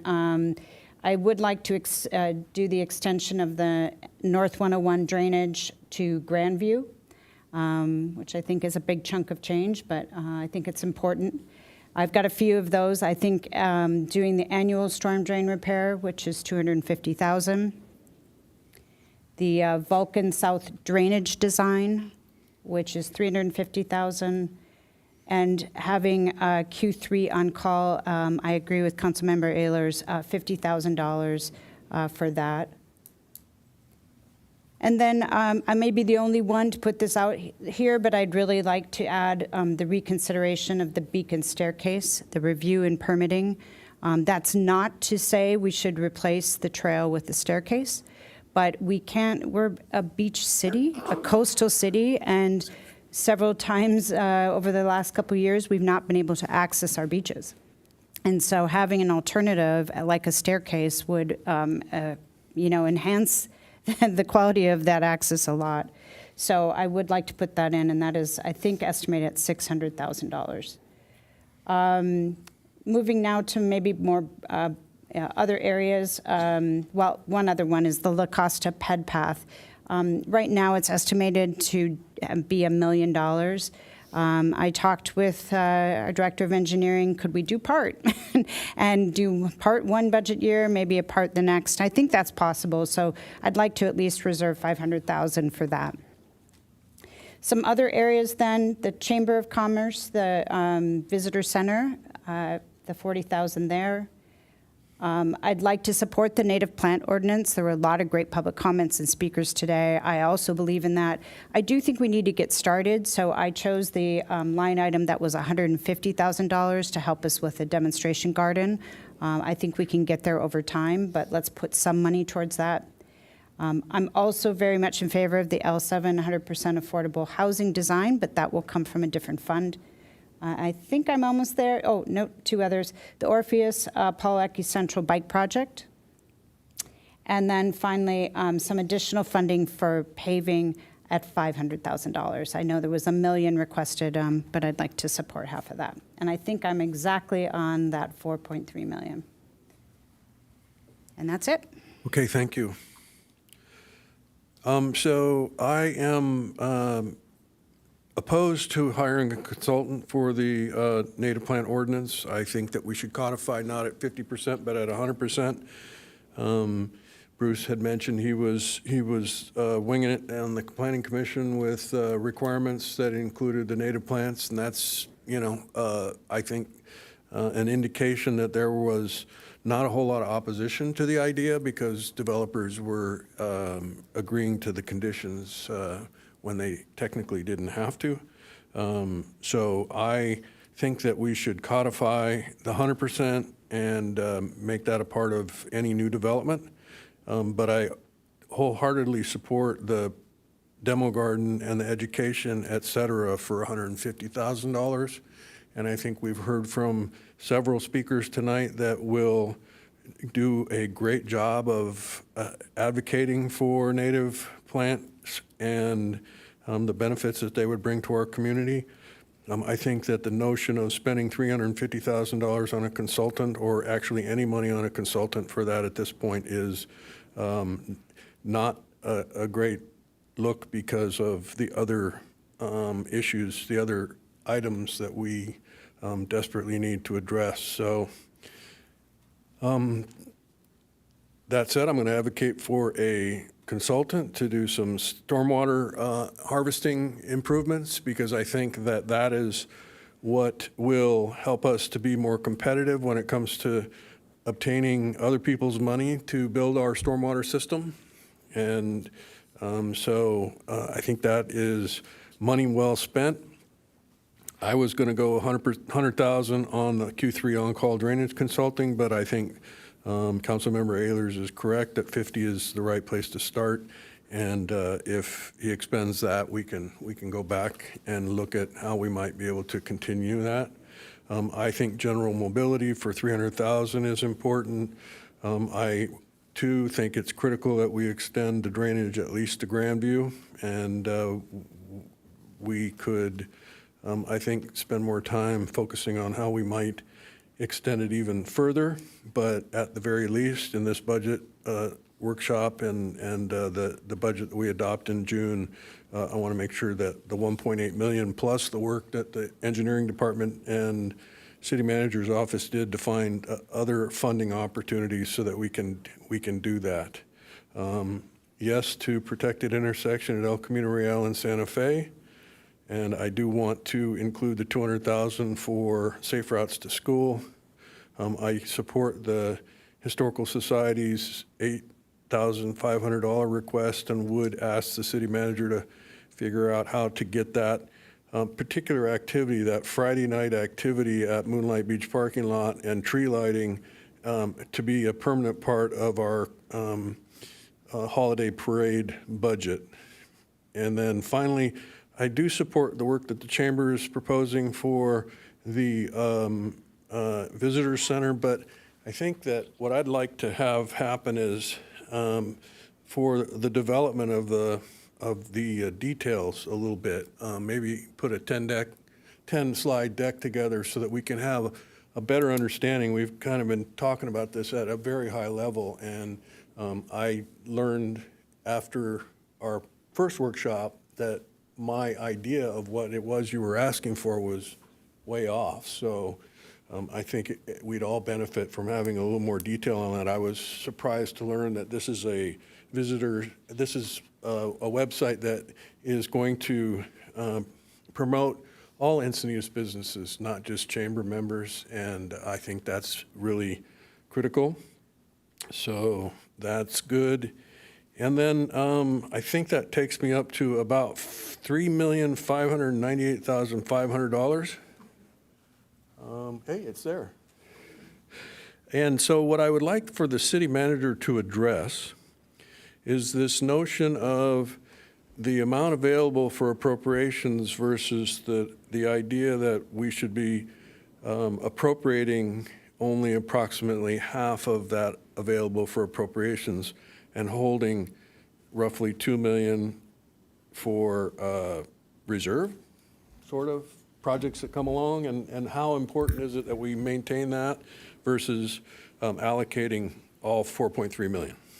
So the council during the last few years has always kept $2 million, or has asked us to try to have $2 million in the unallocated funds. So our reserves are fully funded as described, but typically the last few years you've kept $2 million in unallocated as part of the budget, but it's unallocated.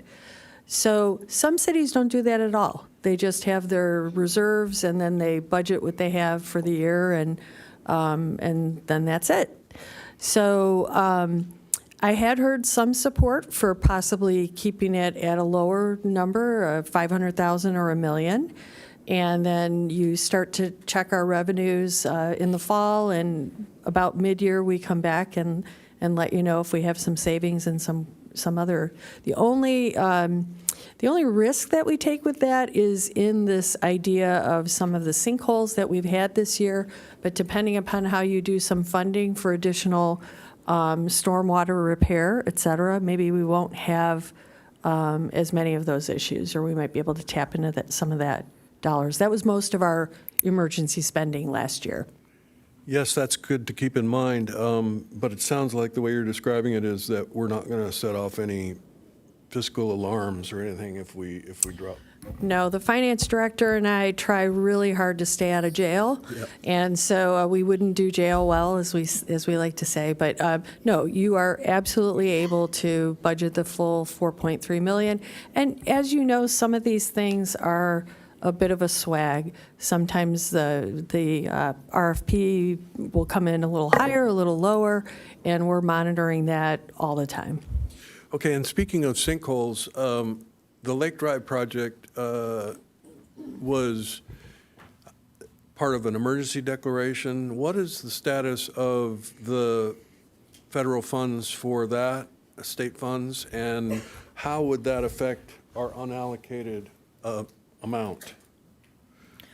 So we've submitted all of our documentation, all our paperwork to FEMA, and they are reviewing it. But we anticipate it may be 6 to 8 months before they would determine whether or not and how much they're going to give us. Like I said, we submitted receipts totaling about 2.5 million, and I'll leave it to Teresa as far as how that factors into this conversation. Does that money come back and go to a particular line, or is it become unallocated, available for appropriations, or how does that work? It'll go into our grants fund, and then if it was spent out of the general fund, the general fund will be reimbursed. Okay.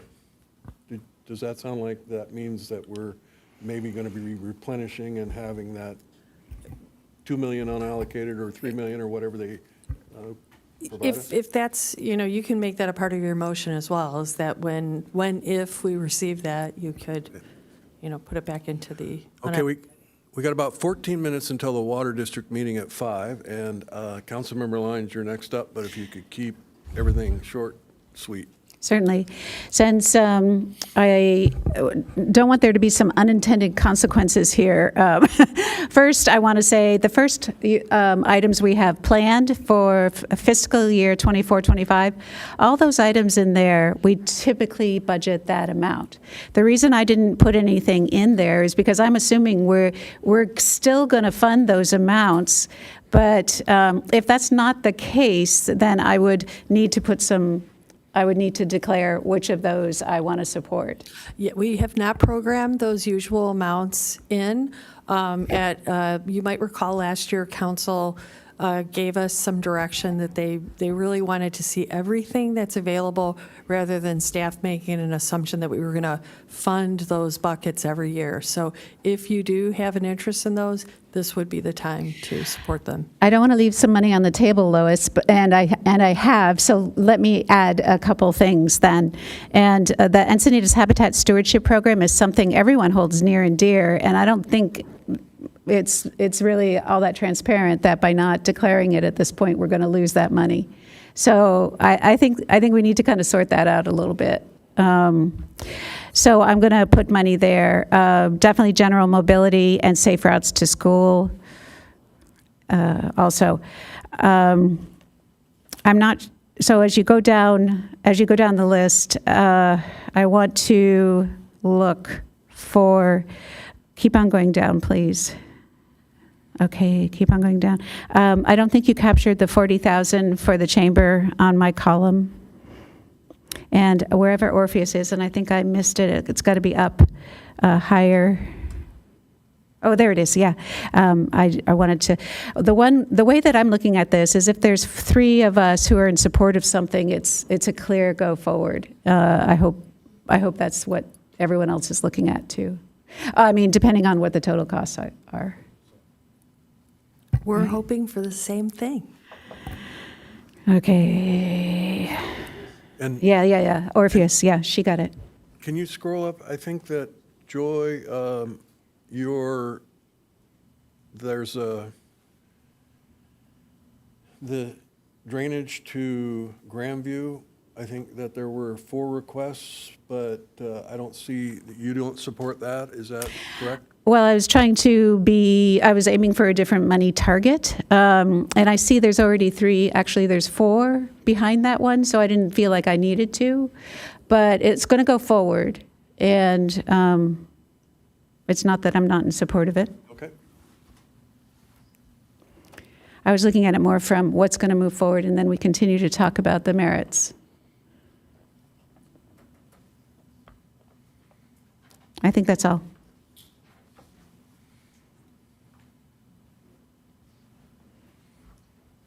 For the items that have 3 votes or more, but do have different cost changes, could we go over those to confirm that you would like them to be changed? For example, for native plant ordinance consultant, Councilmember Ehlers recommended $150K. Would we like to keep that at $150K or keep it at the $350K? So, I don't know who that's to, but I'll give you my opinion, and that would be up for discussion as we move to the next level.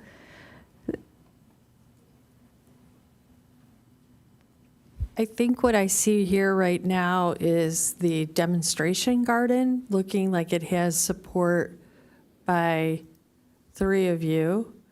I would say, Councilmember Ehlers, we did go back and check on our consulting, and we would not be able to do, I think, what you're asking us to do as the subcommittee for the 150. It's a lot of work to go out there and look at all of the different areas.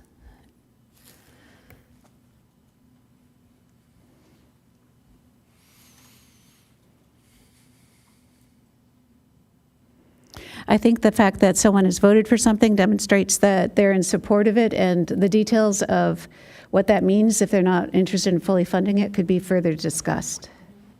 Sounds good, thank you. Councilmember Hensy. Thank you. I was just going to offer a suggestion for the visitor center proposal. So something that Joy and I worked on when Encinitas Friends of the Arts came forward with a website request from us was we worked through the Cultural Tourism Committee. And I think were we official subcommittee for a little while? I don't think so. This was at the very beginning of your term. So we worked with the Cultural Tourism Committee so that we could have everybody's support for what we intended to do. So in your letter, Sherry, it's really comprehensive and you have a lot of really great ideas there. I think the goal in saying, we want to actually fund it is that you've got the support from the other groups who have a tourism component and they would like to take part in seeing that funding benefit their organizations as well. So that would be my suggestion, and I don't think we can legally form a subcommittee at this time, but being that both the members of our Cultural Tourism Committee voted for that, I think that would be a great place to start. And then my other questions were kind of answered here by Joy. And I too support habitat stewardship if I have a loan project hanging out there that didn't get a second. And that is also true for our general mobility fund.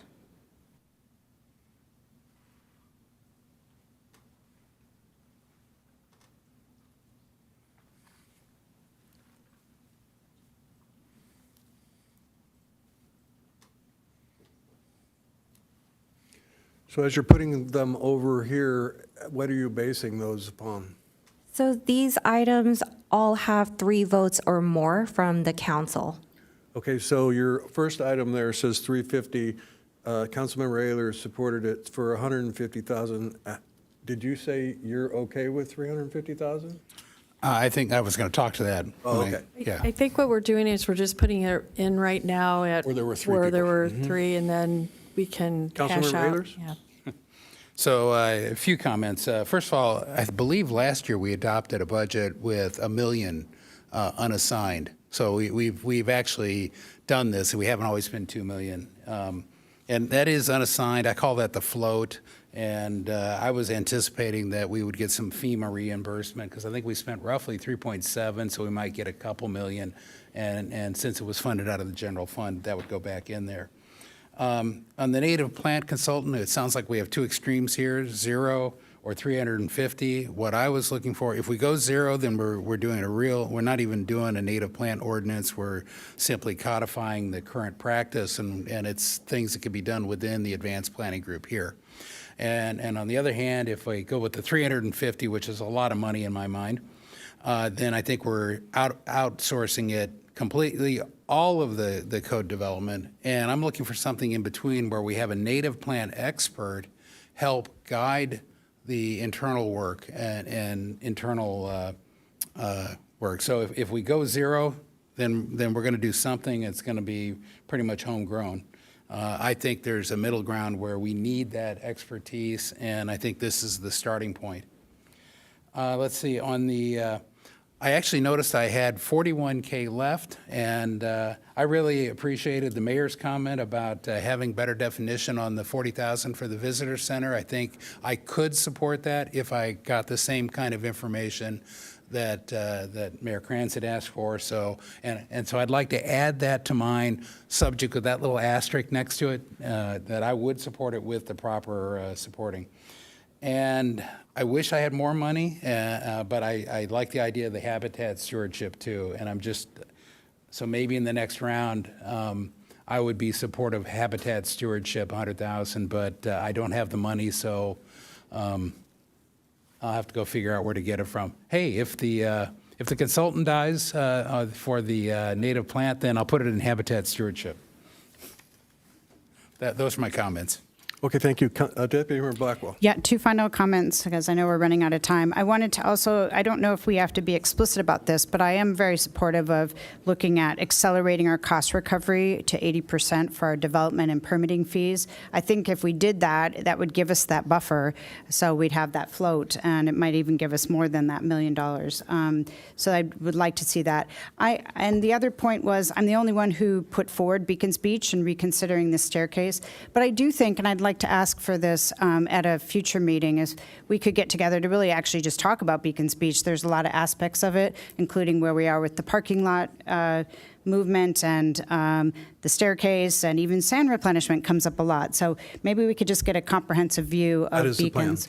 Great, thank you. And I think it's important that the public understand, what our strategy is. I assume we're going to develop a strategy of some sort, yes. I think that'd be great. Councilmember Lyons. You. I had two minutes, right? I think it would be good for us to also, following up on what Councilmember Blackwell just said about the permit revenue, that the revenue from the permit fees that we should be considering. I want to support what she just said, and I hope that we can bring that forward to a future, as a future agenda item, to consider sooner rather than later how we can capture additional fees that have to do with those who are developing in our community to cover our costs of their development by up to 80%. I'm making that request. Is that possible to have that come forward? I think it was planned. Yeah, we can bring that back on a future agenda, of course. Lois, can you scroll so that we can see one? Okay, and so can the city engineer explain the Orpheus $60,000, what that's for? The Orpheus Pollocky Central. Yeah, so that is to look at a connection alternatives between. Right, that part I get, but what are we going to get for $60,000? Concept plans and construction cost estimates for probably 3 alignments. Okay, and it's my understanding that the path that was originally considered is on private property.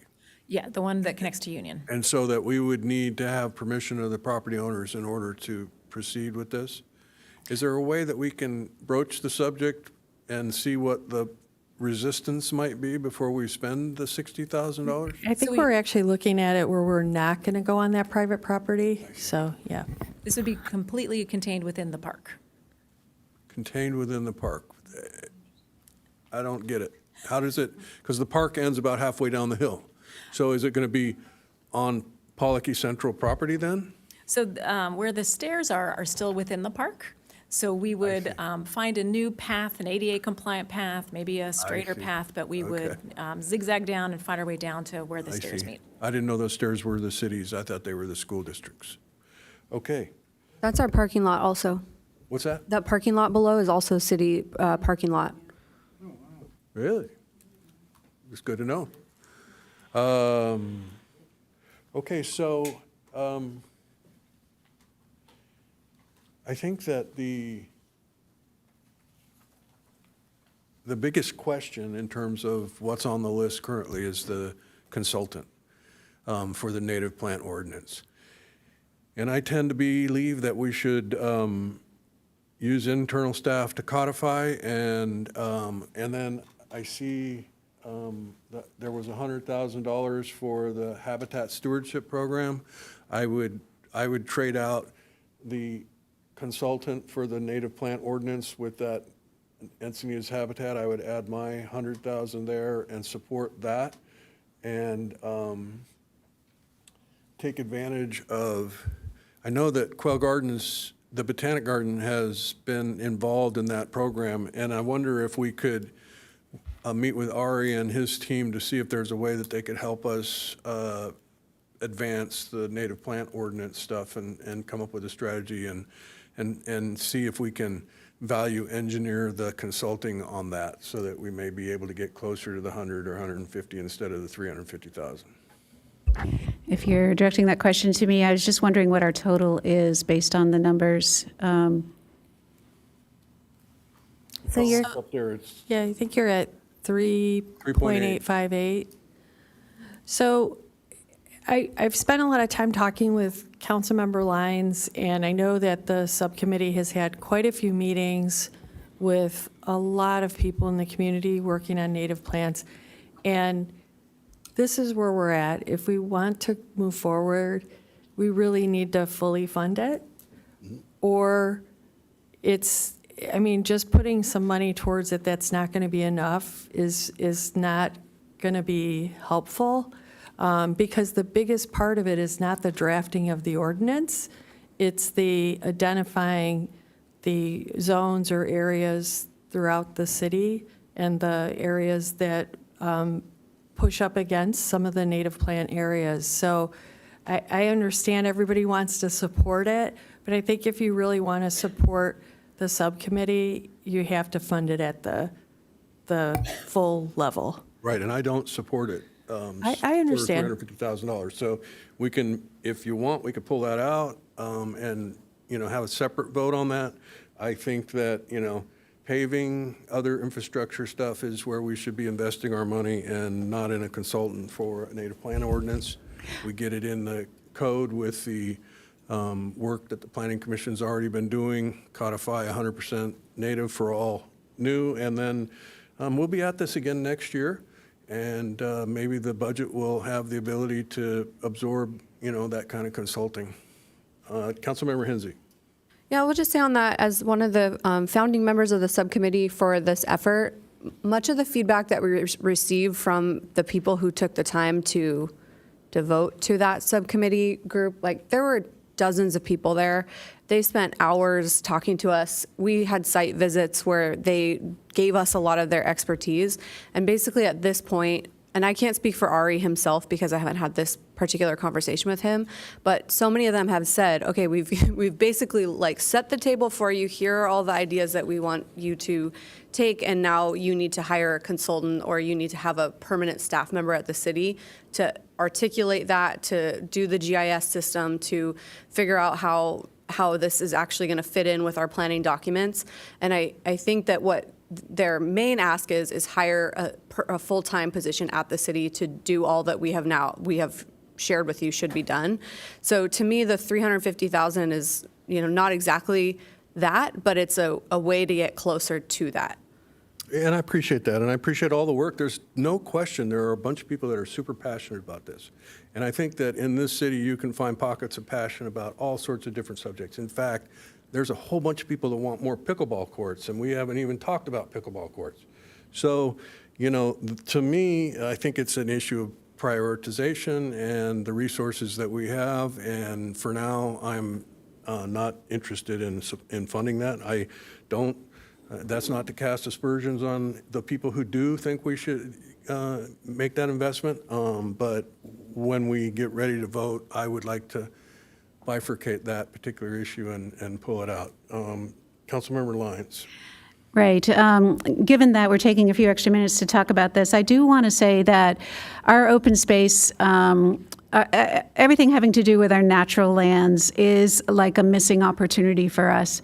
What we're missing is that it is our green infrastructure. It's the heart and lungs of our community, but it also serves a function.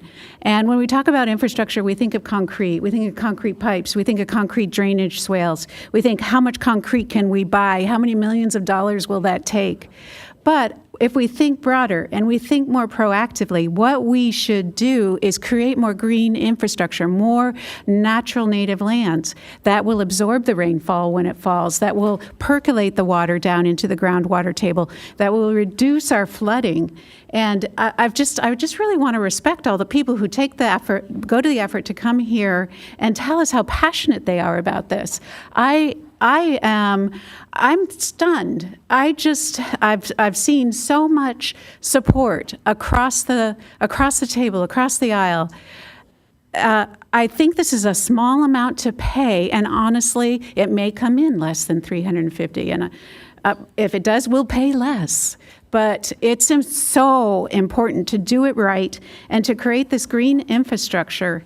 And if we don't, we're leaving our own money on the table. We're not only not achieving the native plant objectives that we spent 2 years putting together, but we're also leaving on the table the opportunity for some future grant money. We've got, people have mentioned it many times, the 30/30 initiative that's at the state level and at the federal level. When we put this kind of really good policy in place, then we present ourselves as a community who is interested and willing to move forward and press for the right things for natural areas. And that will then be able allow us to bring in more money in the long run. So when we think about investing and we think about infrastructure, what's fundamental? I think this green infrastructure and investing in it, which includes native plants and includes 2 years of talking to the community about this and talking to our experts and already getting all the information we need, and now we have our proposal, that this is the way to do it. Okay, so I think, Lois, if you could pull it over so we can see all that. To me, all except for the native plant ordinance, I would like to move everything but the native plant ordinance, and we'll have a separate vote on that, $350,000. Can you make that the consultant and not the ordinance? But Yeah, you exactly. mean Good to point. include Good point. the Good demo. point. I definitely want to codify what we're currently, our practice 100% at 100% native. I'll second the motion.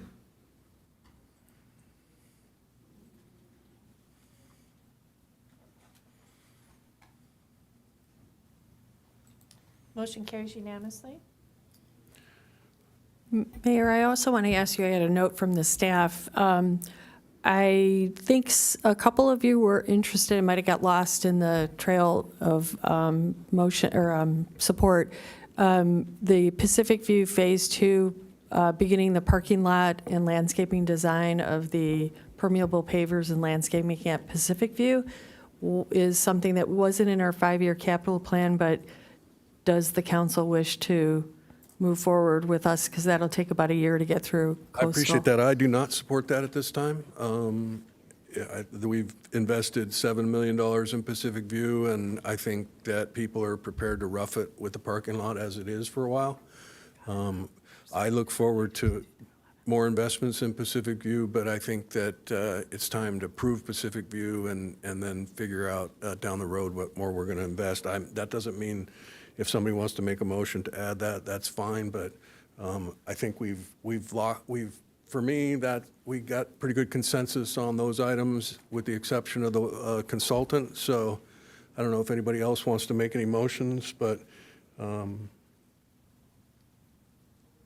Well, I'll make a second motion and just give it a try here to fully fund the consultant for the native plant ordinance drafting at $350,000. I'll second that. Okay?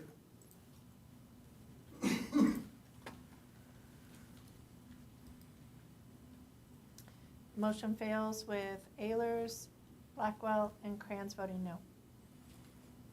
Okay. Do you have what you need? Thanks again to the public for coming out and speaking to all these items. Appreciate all the hard work staff has done.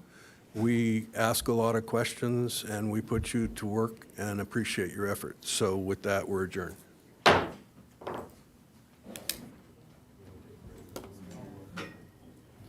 So we'll take a 5-minute break before we start our Water District meeting.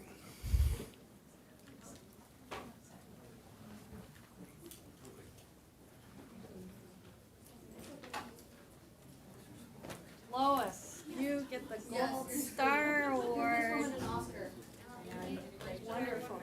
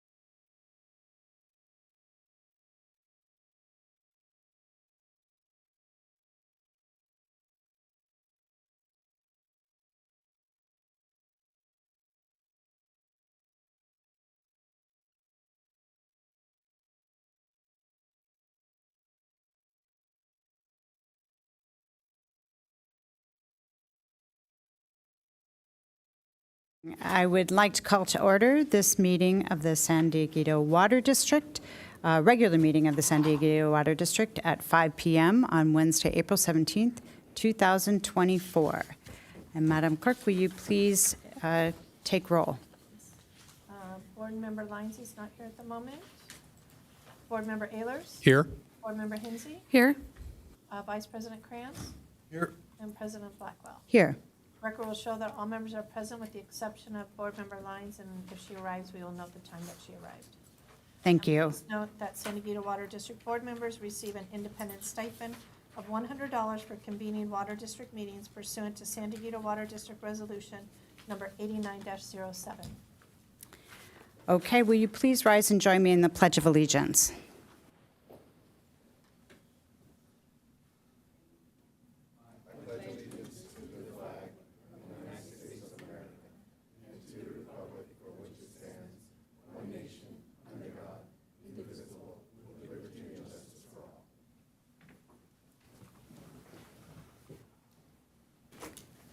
Okay, we'll move into the agenda. The item number 4 is the special presentations and proclamations, which we do not have any today.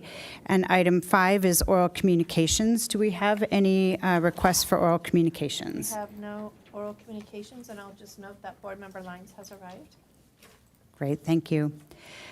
Moving on to item number 6 is a report from closed session, but we did not hold a closed session, so we'll keep moving. And next is item 7, which are changes to the agenda. Do we have any changes to the agenda? There are no changes to the posted agenda, and then moving to the consent calendar, no items have been removed by members of the public. Okay, that's great. Could I get a motion on the consent? Move approval of the consent calendar. All right. Second. All right, let's move that to a vote, please.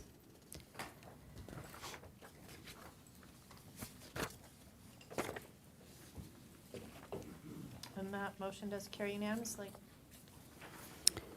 All right, that takes us to item 10, which are our action items. And today we have a public hearing to consider the adoption of resolution number 2024-04, which is implementing the adjustments to the district's water rate and meter service charges for fiscal year 2025, 2026, and 2027. With that, I'll ask for a brief staff report. I know we've been through this before, but for the members of the public that might be watching, let's go through where we stand. Thank you. Absolutely. Thank you, President Blackwell and members of the board. This item is a public hearing to consider adoption of resolution number 2024-04, implementing adjustments to water rate and meter service charges. The district strives to adjust rates based on a cost of service water rate study, which is conducted every 2 to 3 years. This is to ensure that water rates and charges are sufficient to meet the revenue requirements of the water enterprise. Raftalis Financial Consultants was selected in August of 2023 to conduct a study for 2025, 2026, and 2027 rates. In November 2023, staff and Raftalis held a workshop to identify issues facing the district that had to be addressed in the cost of service study. The district's long-range financial plan, revenue needs, budget-based tiered rates, the loss of local water, and the district's aging infrastructure and critical facilities were all identified as part of the items that needed to be included in the cost of service study. In January of 2024, Raftalis and staff presented a rate scenario to adjust rate revenue for potable water by 9% on July 1, 2024, 12% on July 1, 2025, and 12% on July 1, 2026, along with a CIP execution rate of 75%. On February 21, 2024, the board directed staff to schedule a public hearing to consider adoption of the new water rates and charges. The board also authorized staff to issue customers and residents a Prop 218 notice of public hearing to consider adoption of the proposed rates.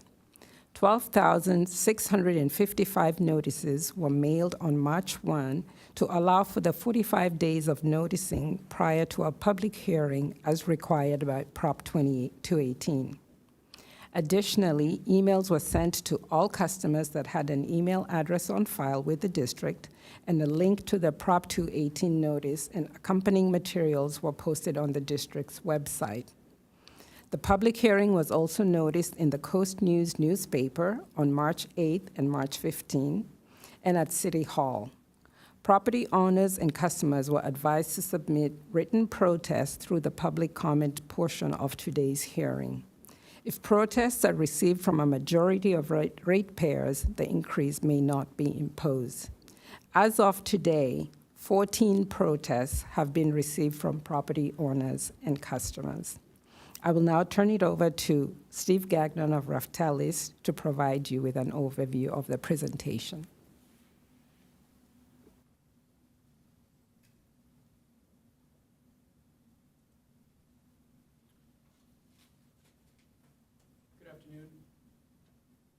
Good afternoon. I guess it may be helpful to know, since you've seen this presentation before, would you like it to be a higher or a quicker version? Yes? Okay. Yeah, Okay, I think thank so. you. Thank you. Okay, thank you. So in order to get here today, we had to do what is known as a rate study. And a rate study is a financial planning process to set rates that makes sure that your utility is financially viable. So it has to cover all your costs, which are shown in the bullets here on the left.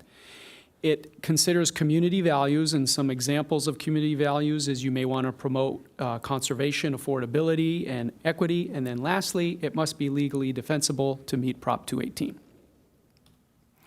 So why would the district do a water rate study? Essentially, it's summarized in the top line there. Your costs are going up to provide water, and your rates need to keep up with those costs.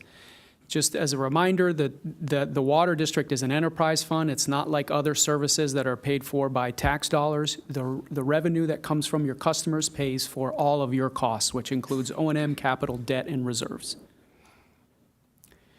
So why would the district need to adjust rates? For the most part, it's inflation. A lot of your costs are going up. Electricity costs have gone up a lot. This graph here shows you what electricity has done in the Carlsbad area. You buy water from the San Diego County Water Authority, which gets water from the Metropolitan Water District, and they just announced some rather large double-digit increases recently, 16% for their volumetric rate. Your Lake Hodges dam repair has decreased local water, and that has increased costs and also affected cost allocations that you'll see in a second. And then, of course, the bad part about sometimes setting rates is that as your customers cut back in water use, most of your costs remain. So unfortunately, that means that all water districts often have to increase their rates to cover their fixed costs that remain. And this is all water agencies have to do this, and this is one reason why Metropolitan Water District had such a high increase, because they sold the least amount of water that ever since the 1940s. Just this slide simply shows that this top line shows water and wastewater index put out by the Federal Bank of St. Louis, and it tracks what water and wastewater bills are doing across the country. And that's the top line, and then the bottom two lines are your normal inflation. So across the country, water and wastewater rates are going up faster than normal goods. And so we've done 4 steps. We are basically at step 4 here today. There's been some public outreach. We prepared a report, and we're now having the public hearing. So as part of the rate study, we did what's known as a financial plan. We essentially compare your revenue with your costs. And sometimes it can be useful to answer the question, well, what if you did nothing? And that's what these 2 graphs show. It assumes, of course, that you spend your budget and you spend your CIP as provided to us. So what this shows is the graph on the left is that your reserves, those stacked bars are reserves. You would go negative in fiscal year 27.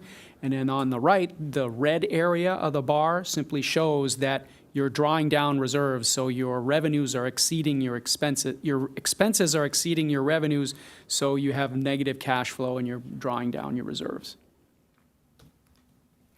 So when we do a rate study, we have to plan for reserves. You have an operating reserve, a capital reserve, a rate stabilization reserve, and they're defined right there. I'll just summarize with saying that on average, it means you have to have around 17 million in reserves every year. So you have to plan for that during a rate study. Part of your rate study is ensuring that you can fund capital projects. These are the capital projects that are funded in this rate study. Something that I should note is at the top here, we assumed staff provided us with a CIP, and we're assuming that on a yearly basis, you're only going to do 75% of that. So there's a step in here or an assumption in here that you're not doing all that you would like to do, and one of the reasons is to keep bills down. So what we proposed, as Mary said, is that we will increase your revenue as shown in this top table. The potable water will go up. The revenue, this is revenue, not bills. So the revenue from your potable water rates will increase 9% for fiscal year 25, and then after that 12% for the following 2 years. And then recycled will be 9, followed by 2 6s. And it produces the reserves shown in the graph on the left. So those 3 bars are the different reserves, and you can see you're meeting your operating reserve, but you're not quite meeting your O&M and capital reserve, which is that green line.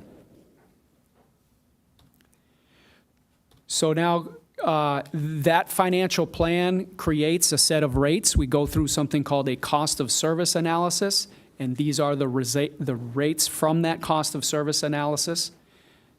You're looking at a potable service charge, private fire charges, which are only charged to mostly businesses who have this service, and then below that is the recycled water meter charge.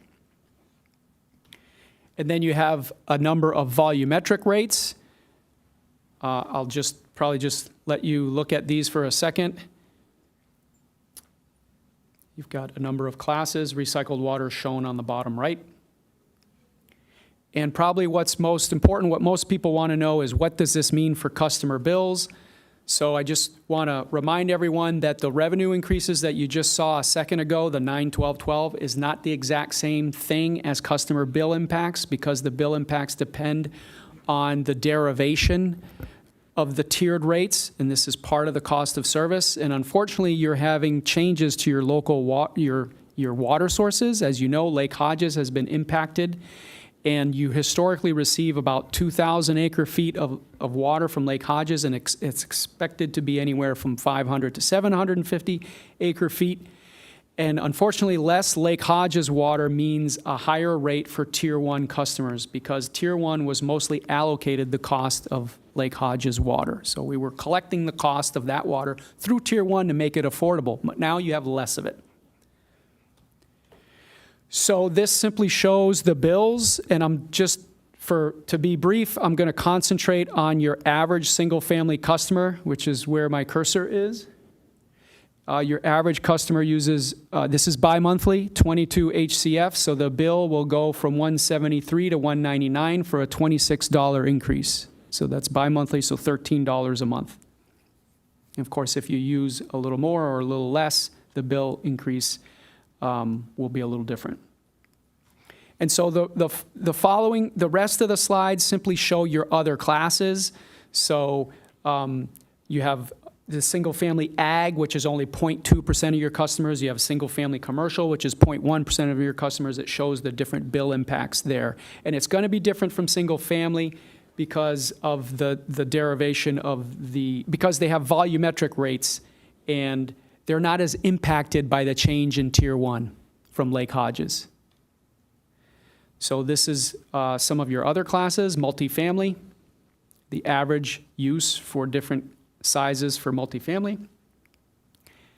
And then you have ag, institutional, and landscaping, the bill impacts for those. And then recycled water is actually going down a little bit. We found that recycled water costs weren't going up quite as much as potable, so recycled water bills are going down a little bit.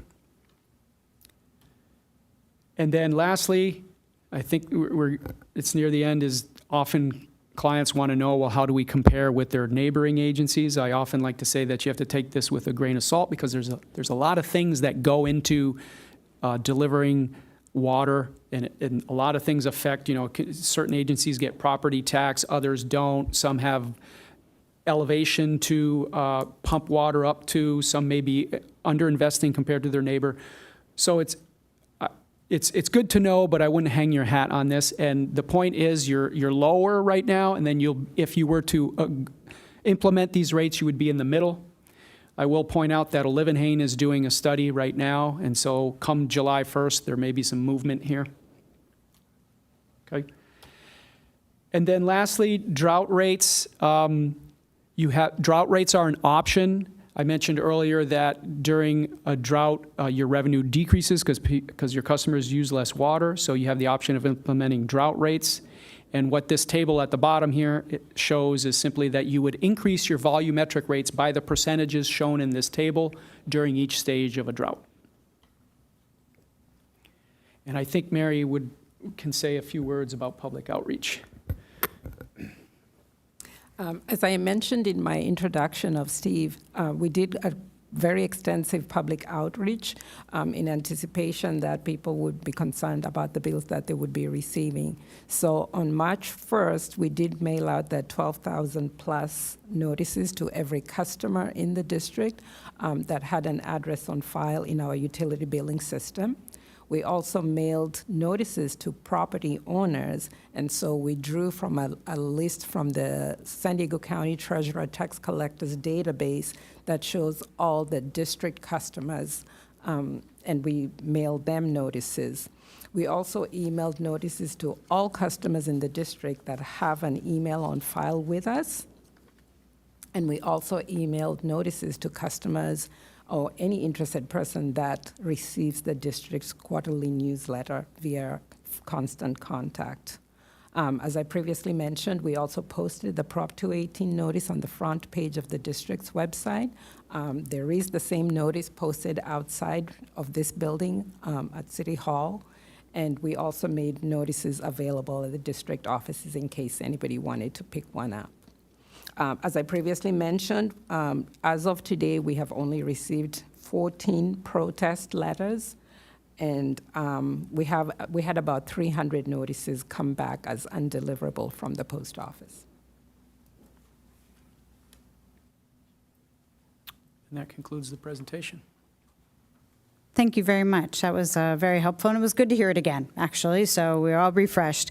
Because this is a public hearing, I'm going to ask the board members to disclose any other information they received that wasn't included in the staff report. Nothing to disclose. Nothing to disclose. Nothing to disclose. Nothing to disclose. And I have nothing to disclose either. With that, are there any preliminary questions before we open the hearing? Okay. With that, I will open the public hearing. Do we have any speakers? No, we do not. Okay, so that means we close the public hearing. And now we can move to board discussion and action. I'll start just by saying I look at it as this perfect storm, no pun intended, but you've got inflation, you've got the loss of local water from Lake Hodges, and the aging infrastructure. And then you add a good behavior, which is more conservation by the customers, but that creates, that less demand creates pressure on our fixed costs. So I do appreciate that we've gone to this up to rate for our increases. And I did take note that we only had 14 protests out of over 12,000 communication pieces. So anyway, we've done a good job here, and it's unfortunate we have to raise rates, but I think it's understandable. With that, I'll ask Vice President Kranz to speak. Yes, thank you, and I appreciate all their effort that went into this. I know we've talked a lot about the needs and why the rates are what they are proposed in this. It is painful to do, but it's necessary.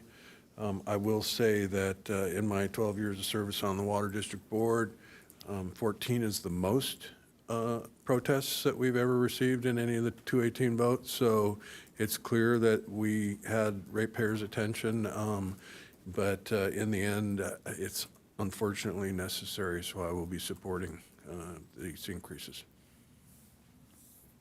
Thank you, Board Member Ayers. Yeah, if you could pull up the chart that had the 9, 12, and 12 on it.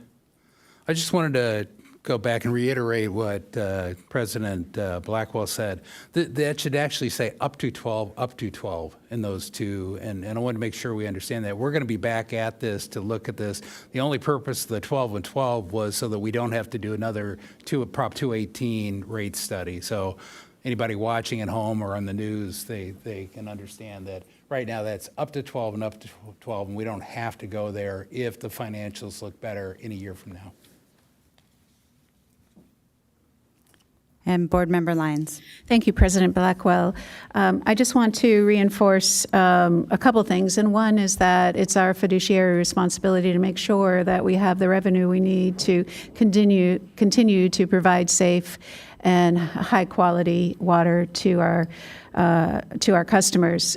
Sometimes this is not a good message, that we have to raise our rates, but we've really looked very diligently at where our wholesalers are with Met and with our county water authority, what their increase in costs are, what are kind of extenuating circumstances with Lake Hodges and the reduction of the availability of local water to us, compounded by the fact we've had rains, which has reduced the demands, and also we've done a really good job on conservation. So maybe that's the good news of all this, because we all do want to conserve this precious resource. But we do have some infrastructure needs, some maintenance needs that are really becoming quite pressing. And even though this is quite a bit of an increase that we were hoping we could get down as far as is reasonable, and I think we have done that, and we have identified this as a maximum amount, I think this is where all the good knowledge of all this group comes together and puts this forward for everyone to consider. So I think it would be appropriate to move the recommended action.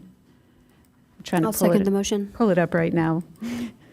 Okay, we have a motion and a second. I guess we should call for a vote. Motion carries unanimously. All right, thank you very much. It's painful to watch rates go up, but the process was well done, so appreciate it. Thank you to the staff. Moving on to informational items, we do not have any this evening. Move on to board member reports pursuant to AB 1234. Start with you, Board Member Lyons. I have nothing to report. Nothing to report. Nothing to report. Nothing to report. And I have nothing to report.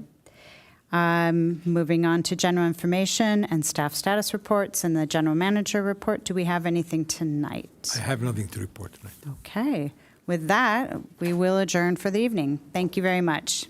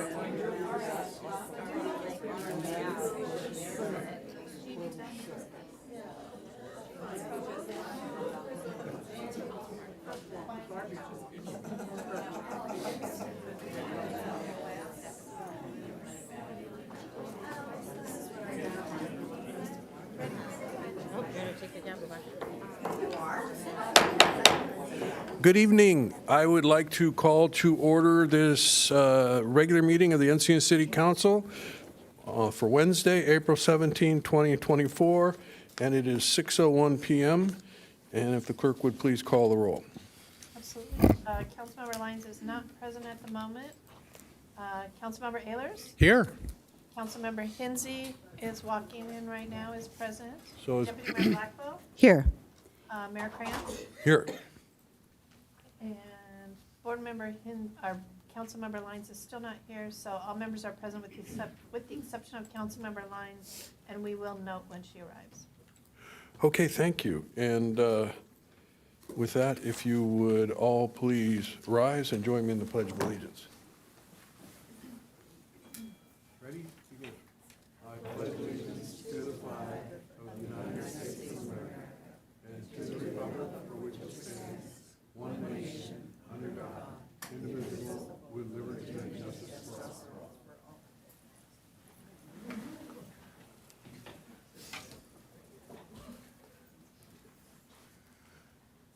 We need joy. We need joy. That's okay. We will move ahead. Bruce, you ready? Okay. We have a couple of special presentations tonight, and the first is a presentation of the annual Environmental Awards. And the Environmental Award Program is administered by the city's Environmental Commission and is now in its 9th year, and it was the brainchild of Jim Wang, who is currently a traffic commissioner. Appreciate his establishing this program as part of the Environmental Commission, and it's always great to recognize members of the community that have gone, above and beyond. The program seeks to recognize deserving individuals, businesses, and nonprofits for their commitment to the environmental stewardship and outstanding environmental achievements.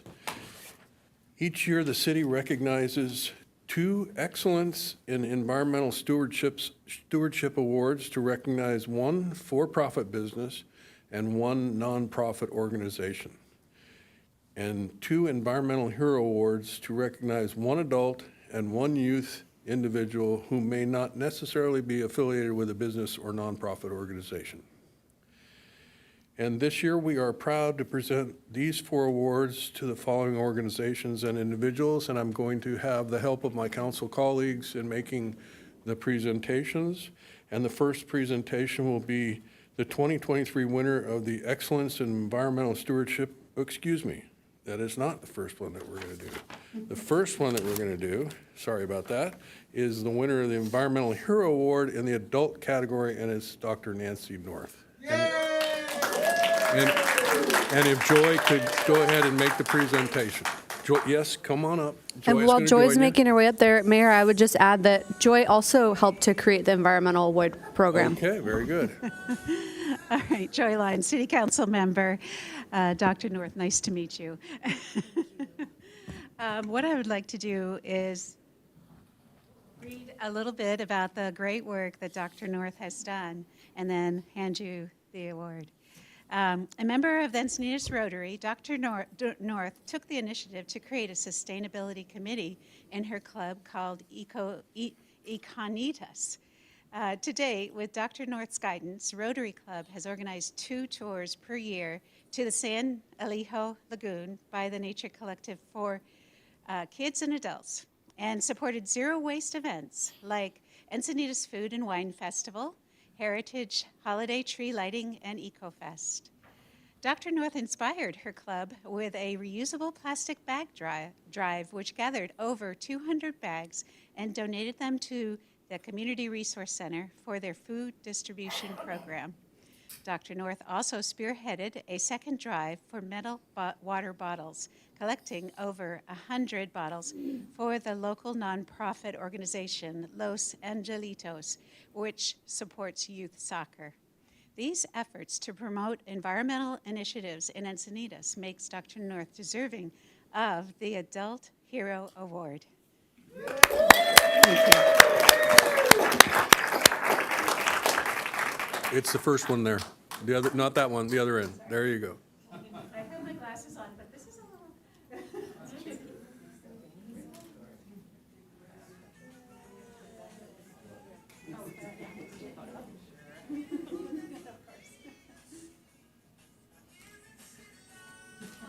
And she's welcome to say a few words. Would you like to say a few words? You're welcome to say a few words. Very few.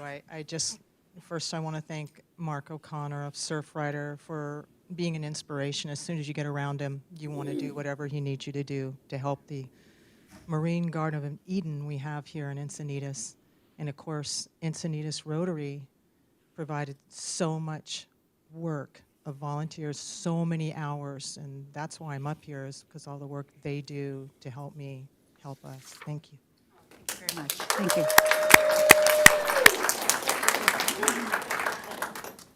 Thank you. And next up is the 2023 winner of the Excellence in Environmental Stewardship Award in the for-profit business category, Hanson Surfboards.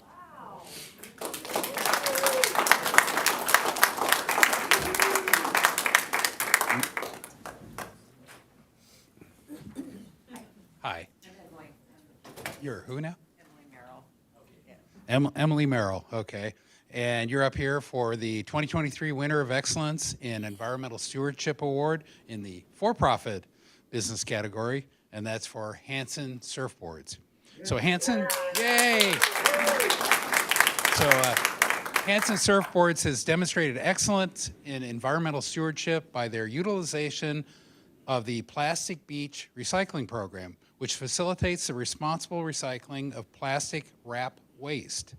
Participation in this program showcases Hanson's dedication to sustainable practices and commitment to reducing plastic waste, next page, reducing plastic waste in Southern California. In addition, Hanson Surfboards has taken actions to help the city of Encinitas achieve its climate action goals with the installation of solar panels in its parking lot. By incorporating these eco-friendly initiatives into their business, Hanson's is an inspiring example to the community, making them a deserving candidate for this award. Thank you. And would you like to say a few words? Thank you for all of the award, and Josh is sad that he can't be here today. So, but on behalf of all of our employees, thanks.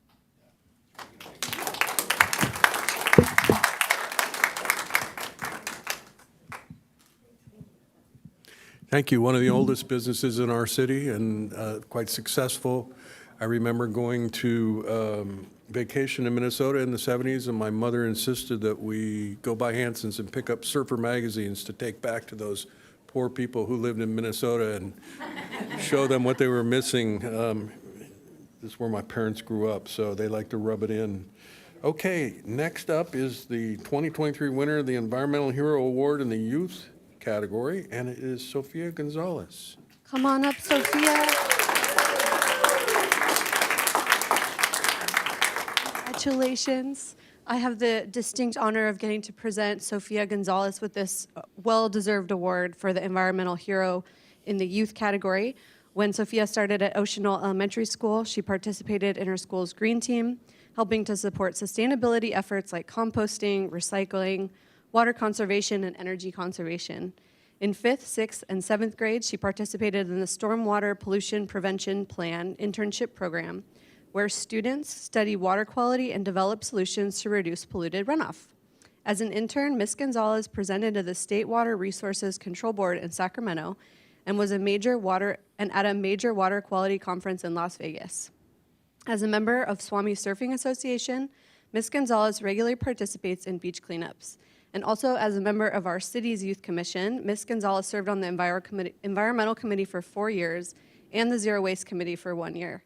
Given all this extracurricular work, Sophia Gonzalez truly exemplifies what it means to be an environmental hero. And I understand a future banana slug. That was my alma mater. You're going to have the best time. There you go. For those that don't know, banana slugs are Santa Cruz, UC, so. And would you like to say any words? I want to thank the city and the Environmental Commission for this opportunity and this award, and I look forward to continuing work in the future. Thank you for being a model for our youth. And Sophia has two tremendous parents who raised her well. She's going to save the world. She's got some really kick-ass genes, and I look forward to all that you're going to accomplish, so thank you. And now, the final award winner is for the Excellence in Environmental Stewardship Award in the Nonprofit Organization category, and it is to the Encinitas Community Garden. Come on up. Well, I'll start. Yeah, come on up, all of you. So I'll start by saying a few words because I did ask Mayor Kranz if I could present this award because I'm one of the OG gardeners when the community garden opened. And it's because of these folks that it exists. And so let me tell you a little bit about it. It is obviously a nonprofit. It helps members grow environmentally and sustainably produced food. And we have 120 garden plots there. And as a member, you are required to use organic soil. You can't use synthetic pesticides or fertilizers. You have to conserve water, and part of your fee goes to getting drip irrigation, and that really helps control the water that goes to your community garden box. And we capture rainwater on site. And the garden members are able to use the on-site greenhouse. They share tools, skills, and inspiration. And the garden collects any harvested surplus vegetation for the nonprofit Healthy Day Partners, and that distributes the food to people in need. The garden enables participating gardeners to connect with the land, become hopeful, confident, and healthy. And when I asked to present tonight, I was reminded it was National Haiku Day. So I cheated and asked ChatGPT for a little help because I didn't have much time.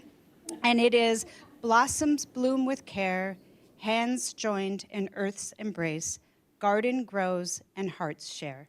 And I think that sums up the garden really well. So, would you like to say anything? First, I just want to thank the city council. This has been a long process, and for me, it's just very special. It just makes me feel good every day. So I want to thank the board, and I'm going to let everybody, well, Jana and Karen, go thank, and Doug, everybody knows Doug, and Agnes and Teresa. We're a board that I think really works well together because we've accomplished something that I believe is really special for the city of Encinitas and for the people that get to use it, because that's really what it's about, is the gardeners that get to use this and get to have their time to just come out and enjoy the soil and the outdoors and the beautiful birds that are in our garden. And I thank you all, and thanks the board. I mean, I love that.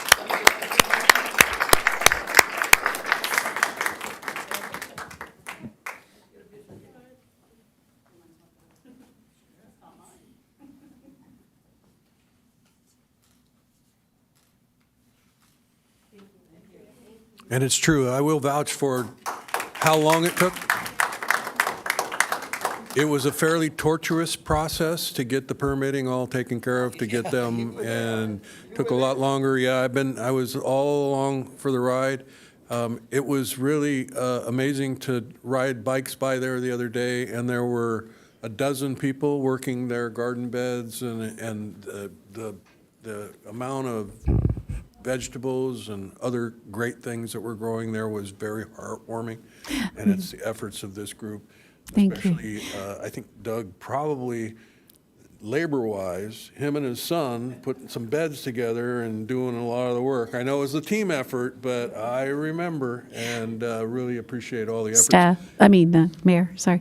There may be a staff request for another photo. Oh, yeah, sure. And council members, thank you. If you don't mind coming up one more time. It will be nice.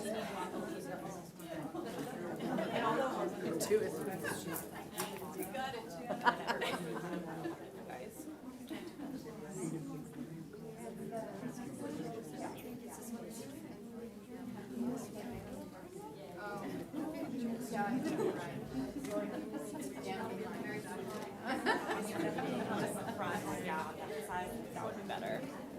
Yeah, stay there. Okay.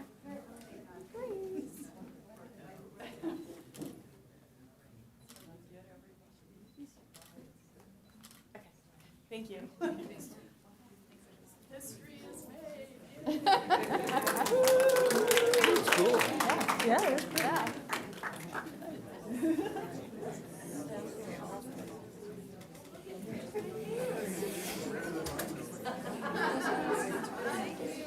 It always feels good to recognize members of the community, and I appreciate y'all showing up tonight. Now we got to move on to the next item. So I appreciate you might want to celebrate, but we need you to celebrate outside of the council chambers here. So thanks, Sophia. Thank you. Bye-bye. Bye-bye. Okay. Our next presentation is going to be by our sheriff's captain, and we're going to get an update from Captain Shane Watts. And he's brand new to the hot seat out there, and he gets introduced to this group of council members right out of the gate with a quarterly update. So take it away. Thank you, Mayor, City Council, city staff, and members of the community. My name is Shane Watts. I am the new North Coastal Sheriff's Captain. Tonight, I will be providing a public safety update on our stats and trends here in the beautiful city of Encinitas. The presentation will compare our 2024 year-to-date stats with the same time frame of 2023. So with that, we will get started. So we will start with crimes against persons. Overall, crimes against persons did increase by 33 incidents. A large reason for the overall increase was due to our assault offenses, which increased by 37%. We saw a majority of these assaults occur during the month of March, in which 36 assaults were reported. These did appear to be isolated incidents and could be contributed to the spring break and St. Patrick's Day holiday weekend, both which increased our population in the downtown area. When looking at the pie chart, you will notice that the majority of all assault cases occurred between known parties, meaning there was a relationship between the offender and the victim. We have also had, so far this year, we've had 3 reports of sex offenses. And breaking those down, the first incident involved 2 juveniles who reported they were followed by an unknown male while riding their e-bikes. There has been no suspect identified in this case, and there's been no other reports to indicate that this is an ongoing series or that there are other reports of this nature. In the second incident, this was in the news, we made an arrest of an adult male who sexually assaulted a juvenile female. That male is still in custody, and the investigation is ongoing with that case. And then the third offense, it was a sexual assault that occurred during a domestic violence incident. So the offender was known to the victim. They were in a relationship.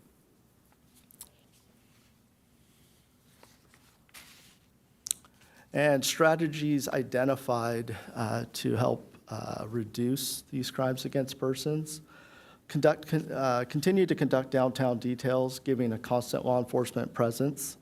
I believe early intervention by law enforcement is the key to preventing alcohol-related crimes such as assaults, DUIs, and other light crimes occurring in our downtown area. Increase our presence with extra patrols in our downtown area, focusing on peak hours along with the closing hour. Continue to work joint details with our alcohol, beverage, and control partners to ensure that our local establishments are operating in a safe and legal manner. And lastly, continue our DUI enforcement to ensure our roadways are safe and deter those who may be tempted to drive while under the influence. Maybe think twice about it and take a ride share. Moving to crimes against properties. As you can see, our overall property crime has decreased by 19% compared to this time last year. However, our burglaries have increased, and we are contributing that to the series, the South American Theft Group Residential Burglary Series, where out of 18 of our reported residential burglary series, 7 of those we believe are related to that series. And in that series, it involves the South American males as suspects, mainly Chilean. They work in groups of 3 and 4, prefer to target residents during the dusk hours in order to spot homes where lights are turned off. They like to locate homes that back up to open spaces, green belts, trails, so that they can gain access away from the roadway and enter the residence through the back door or window. These suspects typically are driving rental cars rented out of the LA, the Los Angeles area. They're often using fictitious identification, so when they are contacted, they have IDs with fictitious information. And once again, this is a nationwide series. We have found that several of our suspects from our cases have also been linked to cases in New York, Miami, Arizona, and Los Angeles. And furthermore, now this has gone abroad, and the United Kingdom is also now dealing with this same series. Our strategies identified. I'm going to go back to, we have seen, moving on to Cadillac converters, we've only had 8 Cadillac converter thefts compared to 18 this time last year. And the Toyota Prius is still the vehicle of choice for that series. Strategies identified, continuous networking and collaboration with our local and out-of-county agencies throughout the state, especially with the South American Theft Group Task Force and the Retail Theft Task Force. Identify and solving crimes through the use of technology. Our Flock LPR system has been crucial in us being able to identify and apprehend suspects that have been involved in cases here within our city. A couple cases just to highlight where the Flock system was beneficial to the investigation.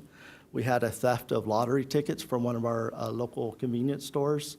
The vehicle was seen on the Flock system, and because of that, we were able to identify the driver and make an arrest in that case. Second, recent case was a theft that occurred at one of our local sporting goods businesses. Again, the vehicle was observed leaving the area via the Flock camera system, and that too led to the identification of the driver and an arrest. So it's been very beneficial to our detectives in being able to follow up and make those arrests. Continue to educate the community on crime prevention techniques through social media and local events. And then moving on to our homeless outreach. So far this year, we've been able to make contact with 33 individuals here in Encinitas. Many of these individuals were contacted more than once. All were offered services. And I am proud to be able to say that out of those 33 contacts, 11 of the individuals actually accepted our services and were referred to the Buena Creek Navigation Center in Vista. And just to discuss, the Buena Creek Navigation Center is a shelter for the unhoused that resides in the city of Vista. The center provides a safe place for unhoused individuals to stay for at least 30 days while they seek permanent housing and other resources. So that was a great avenue for us to be able to provide to the unhoused here and get them on their way to the resources that they need. And then strategies that we have also identified to help us with our unhoused here in Encinitas. Continue collaboration with the HOPE team. We would like to continue our outreach with our COPS teams, early morning hours, going through the parks, and then also in the evening time, going through the parks and making contact with those that may be there. Continue to refer those who meet the criteria to the safe parking lot and the Buena Creek Navigation Center, as we discussed. And then also parking enforcement, particular to the 72-hour parking citations that we can issue. I think it's something that needs to be followed up on by us. So by marking the vehicles and then making sure that we go back out there to make sure those vehicles have moved on. And if they haven't, then issuing a citation. Moving on to our bicycle and e-bike safety. This year, we have had a total of 8 incidents involving e-bikes and bicycles. 2 of the 8 total bike incidents this year were considered non-collisions, meaning the rider crashed without any vehicle or pedestrian contact. In one of the incidents, the rider simply lost control of their bike. In the other, the rear tire became loose, causing the rider to crash. Although we do have, unfortunately, 1 fatality, I think this is a good time to remind the community that how important it is to wear a helmet, to wear your safety equipment. If you are riding at night, please make sure that your bike is equipped with lighting. Like I said, 1 fatality is 1 too many. Some of the strategies we have identified to help us, further educate the community on the safety is issue diversion citations for bike offenses, but also give positive reinforcement for compliance and safe bike riding behavior. Conduct more events focused on public education for bike safety and compliance. Continue to collaborate between the COPS team and the Bike Coalition.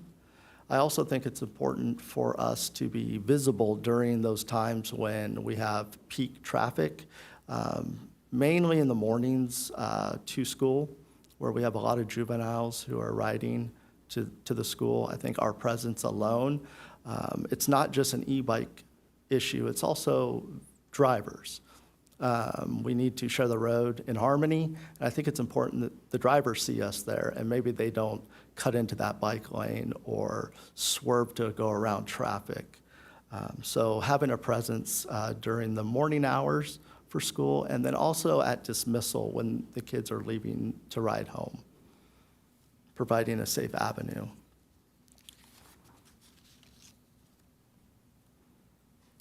And then this slide is just our general activity and DUI-related incidents. As you can see, our calls for service are down 10%. Our deputy-initiated activity is up 17%, and that's just proactive policing. Total arrests are up 6%. DUI arrests are down 31%, and DUI collisions are down 43%. And I am also happy to report that we have not had 1 DUI-related fatality this year, which I think is an amazing thing. And then our focuses for 2024, we would continue to conduct outreach and services to the unhoused, engage in Safe City Streets program, adding additional flock cameras to Encinitas to further get our network of cameras to help our investigations. This item we will be bringing before you in the near future for the ask. And then lastly, continue the e-bike education enforcement to ensure safe passage for bike riders and vehicles throughout the community. And then this last slide is just a resource slide for the community.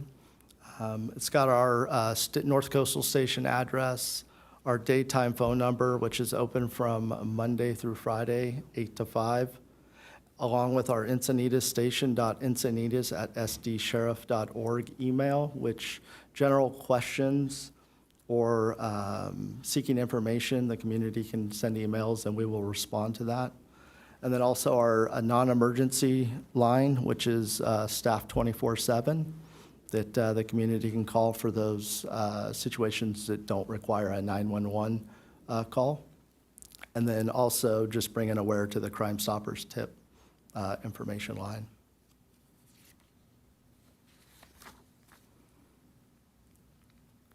And then I guess at this time, I will hand it over to the mayor and council for questions.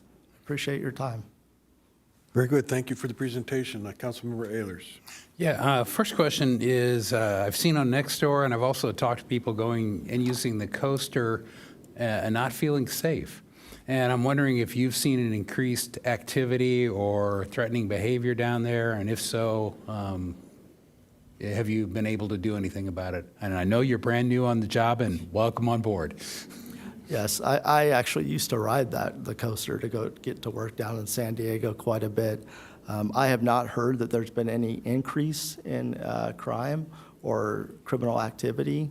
We do have our rail enforcement team who provides security and conducts multiple operations throughout the month to ensure that the riders are safe and feel safe when riding our trains. Okay, and I'll ask the same question, different subject. Traffic enforcement, do you feel you have enough teams to do traffic enforcement around town? I've noticed yesterday I saw somebody turn left on red. You know, it's just, I see more and more aggressive driving, illegal aggressive driving, and I'm wondering, do you have the resources, or do you know yet? Yeah, this is my third time being privileged enough to be here at the city and work for you and provide the services. I do believe that we do have what we need, but it is funny to know that, when there's a law enforcement presence around, people don't run those red lights. But I did realize, or it was brought to my attention that recently we have put our lights, which are, we call them rat cams, on the back of the traffic signals, so that our traffic enforcement can maybe be further away and observe the light turn red without the vehicle seeing their presence at the time. So it's another layer of law enforcement that we can provide. And not a question, but talking about the flock cameras, that may be something to ask. How much capital would that be? We're going through budget earlier today, so now's the time to get those requests in, not in a week or 2 weeks. So I appreciate that. Okay. Councilmember Lyons. Thank you. I'll continue with the questioning that Councilmember Ehlers had, because I also had some questions about traffic enforcement. I know, and I've heard that we will be considering, we will be approached potentially, I guess, with a request for additional deputies. When that happens, or even before, and I know you and I are meeting before then, I'd like to understand what we do now and how many resources are applied specifically to traffic enforcement, so that I can understand then where we're at and where we need to be. And in that regard, you presented a lot of really good data today. I appreciate it. I just didn't see that piece right here today. I I wanted to reinforce the high visibility comment that you made. You know, that's one of your primary objectives, is to make sure you have high visibility, and that can reduce crime just in itself. I wanted to call out. I live right near a lot of schools, and we have an intersection that can be troublesome.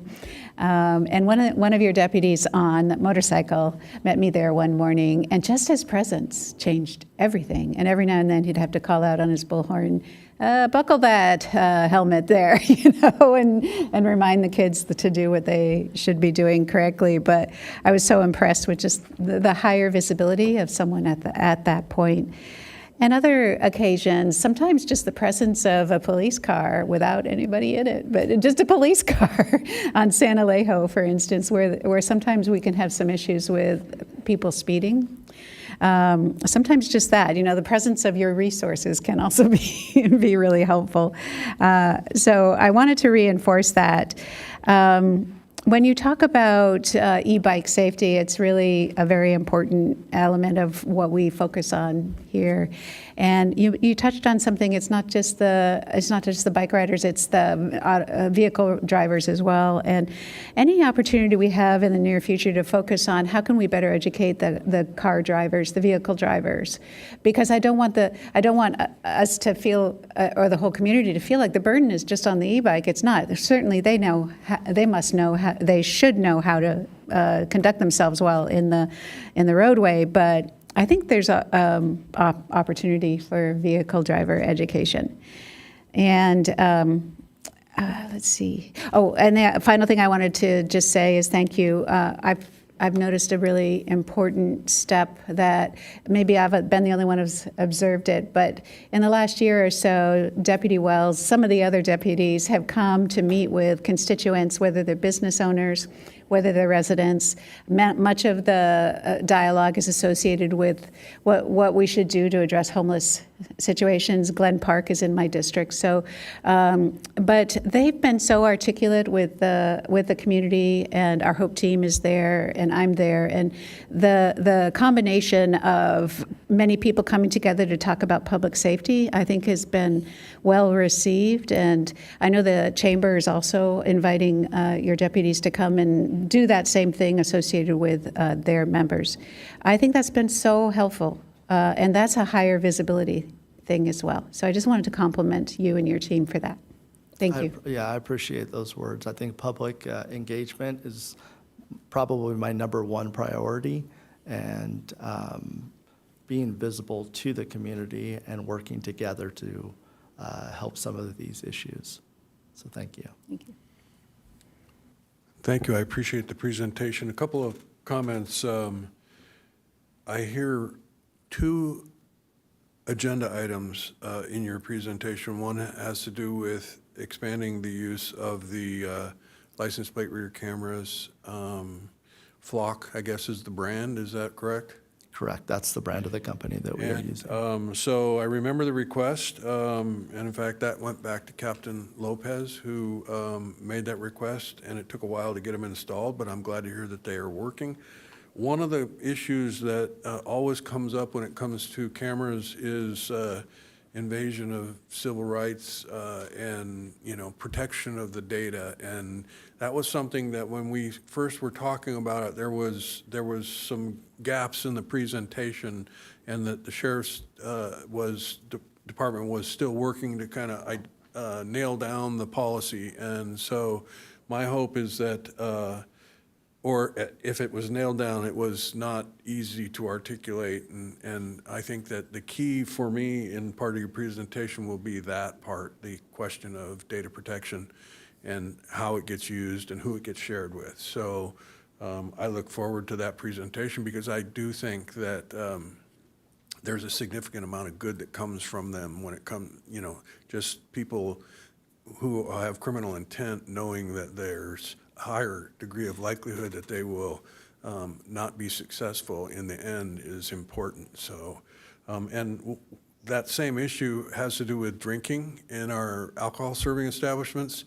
My hope is that the Sheriff's Department and the Code Enforcement Department are working together to identify those establishments that are over-serving their patrons. And because that is clearly against the law and would put at risk their alcohol license. So having lived through some difficult times when there was a lot of abuse of the license at our alcohol serving establishments, so they've been much better. And I think it was a lot of hard work by the Sheriff's Department and the city's Code Enforcement Department, and I hope we can keep that up. Finally, with regard to traffic, I know that our Mobility Commission apparently has put together a request to the City Council that we add 4 motor deputies to enforce our traffic laws.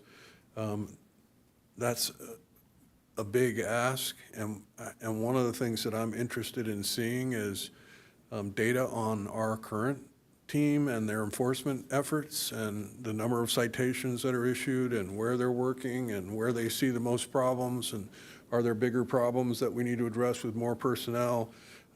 It's going to be an important conversation. I have seen some graphs that suggest there's an overall trend in law enforcement for fewer citations for traffic violations, and I don't know if that's what we see here as well, but it's a subject that I hope we can have a whole bunch of data to inform our conversation.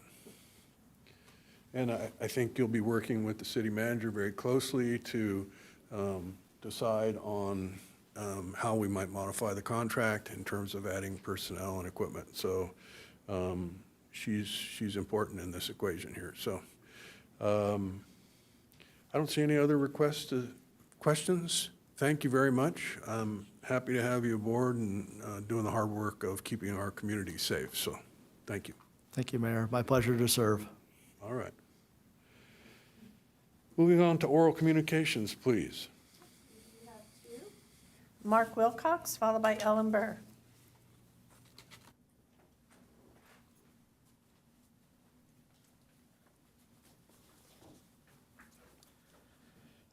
Good evening, City Council. My name is Mark Wilcox. I'm a father, grandfather, and recently a great-grandfather.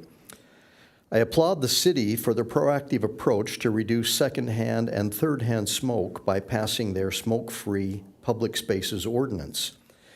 The ordinance says because smoking of tobacco, electronic cigarettes, or any other weed or plant is a danger to health and a cause of material annoyance, inconvenience, discomfort, and a health hazard, and in order to preserve public health, safety, and welfare, the city established a comprehensive citywide ban on smoking. I'm here tonight to express my concern with the obnoxious smell of pot coming from the new marijuana business, Cake House, in downtown Encinitas. We now can't take the family to the Baked Bear restaurant next door because of the drifting smell that engulfs the streets around this business. Downtown is such an enjoyable space as residents, visitors, or tourists. Why must we endure such smoke and odor when the city passed smoke-free public space laws? Why would the city grant a business permit to someone who flagrantly violated the law? And which city department is vetting these businesses, and which city department should receive a citizen complaint? I hope the city will take this violation seriously. The community, our community, truly deserves better. Thank you. Thank you. I can tell you that that is a code enforcement issue, and so if you make a code enforcement complaint when you have the, the problem, that's important. There is a language in our ordinance that prohibits the smell from being excessive, and I think, excessive is sometimes the challenge in these the enforcement of these laws. But these things that you're talking about are all illegal, and we would appreciate any reports that you might provide in real time. Okay, thank you. Yep.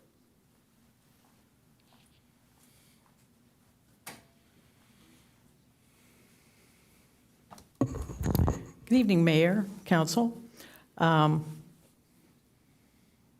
morning quarterbacking here. I truly appreciate you delaying the hiring of a full-time person regarding the native plants. And part of that is because we seem to have this compulsion to act in a bubble, or worse, a silo. We have a lot of other agencies, not-for-profits, counties, cities, states, who are very involved and interested in native plants, and we should all be working with them. I don't know how much difference there is between an ordinance that we would come up with here and one that would be for almost all the beach communities.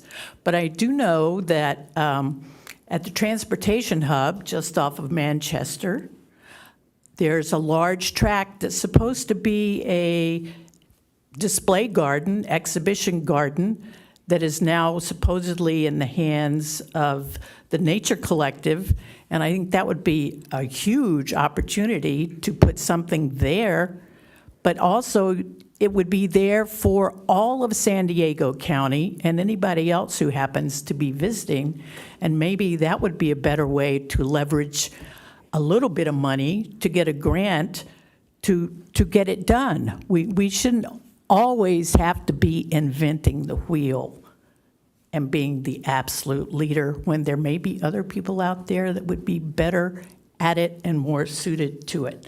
Secondly, regarding impact fees, developer fees, whatever, I wonder how much we're losing on ADUs. We've had lots of ADUs permitted, but we have had, you can count on two hands the number that are affordable and therefore would contribute positively to our arena lacking in affordable housing. So it would be nice to know how much we're giving up in permitting for those ADUs, because it's my understanding that those fees are okay, they don't have to pay them. But furthermore, related to but out of time, the gentleman who was here last week and talked about problems with ADUs, I think you need to take him seriously, because really, what is the difference between a lockout extra master suite with an exterior entrance and an ADU? I think there's been some abuse of the wide definition of what an ADU is. And I've been told by a significant, well-ranked, beloved architect that in the coastal zone where it says you can't use that for anything but housing, there's no way to enforce it, and they don't. Thank you. That concludes oral communications. Okay, thank you all for coming out to share your thoughts. And we are now moving on to item number 6, which is a report from closed session. There is no report because we did not hold a closed session this evening. Madam Clerk, are there any changes to the agenda? No changes to the posted agenda, and moving to the consent calendar, no items have been removed by members of the public. Okay, so that means items 8B, 8C, 8D, 8E are up for consideration to approve. Move approval. I'll second. Okay.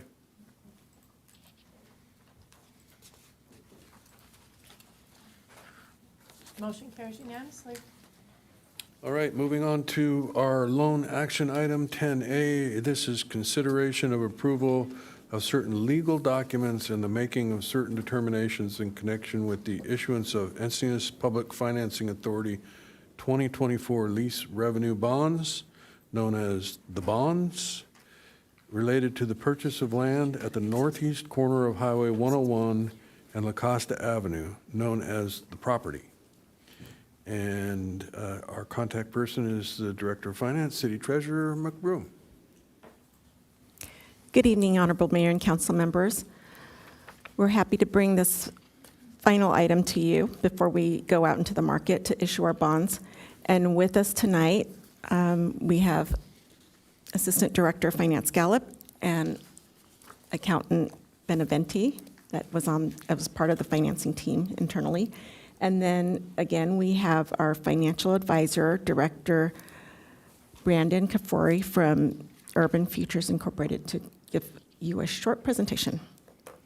Okay, and let me interject here that this is in fact going to be a public hearing, and we will hear a staff report. We're going to ask the council to disclose any other information they've received that is not included in the staff report. We're going to have a round of preliminary questions, and then we're going to open the public hearing to hear from members of the public if there are any who wish to speak. And after that, we will close the public hearing and have council discussion and action. So go ahead, take it away again. Thank you very much, and it's good to see you all again. Again, my name is Brandon Kafori. I'm with Urban Futures, representing the financing team tonight. I'll go through a very brief presentation describing the proposed 2024 lease revenue bonds issuance. I would like to state upfront that the financing plan described in your staff report in tonight's presentation is consistent with that which was approved on March 27th. So there have been no changes to the proposed structure or our plan for the financing. The 2024 bonds are proposed to be issued by the Public Financing Authority. As described, it's intended to fund a portion of the purchase of real property. It's intended to use the bond proceeds in addition to funds in the Open Space Acquisition Fund to reimburse the city's contingency reserves. There's approximately $274,000 available in the Open Space Acquisition Fund, and the bond proceeds would fund the remaining net amount of that purchase, which was $6 million.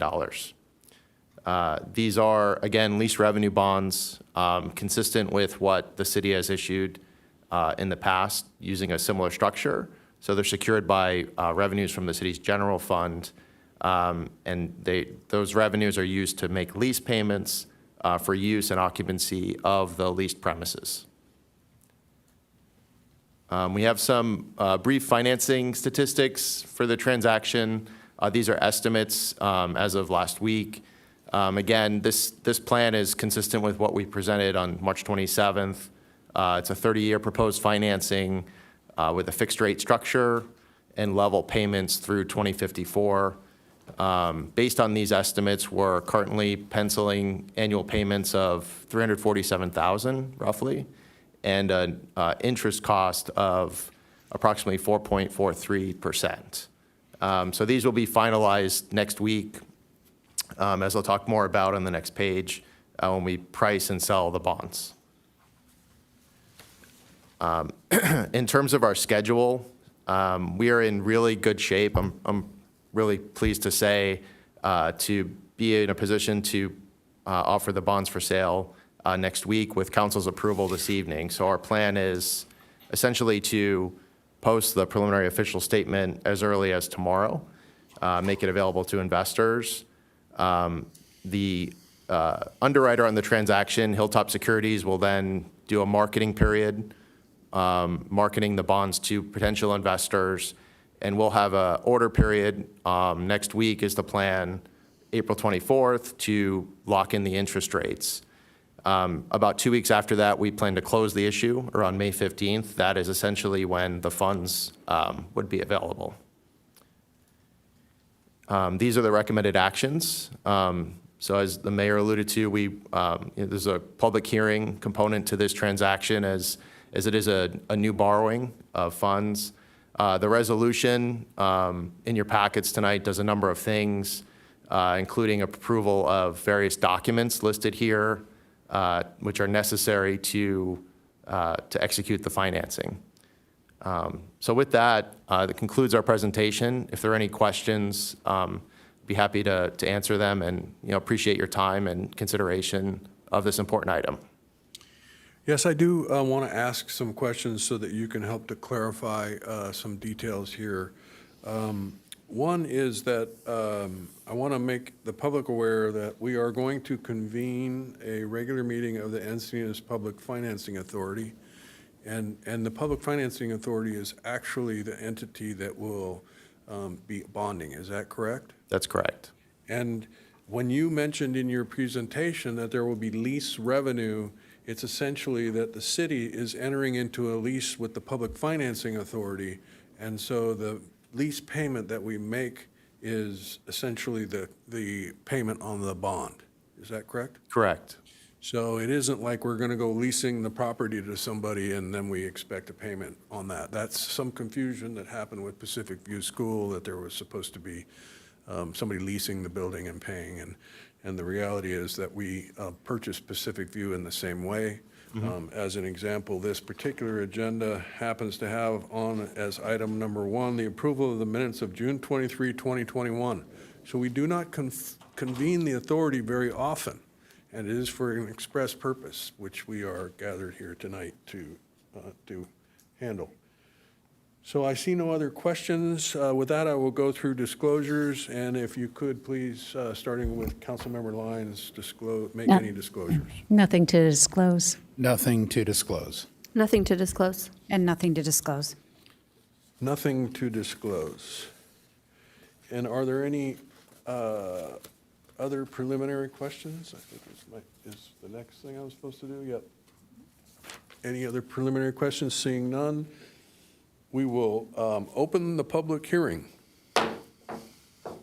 Madam Clerk? There are no public speakers. There are no public speakers. So with that, we will close the public hearing, and we will now have council discussion and possible action.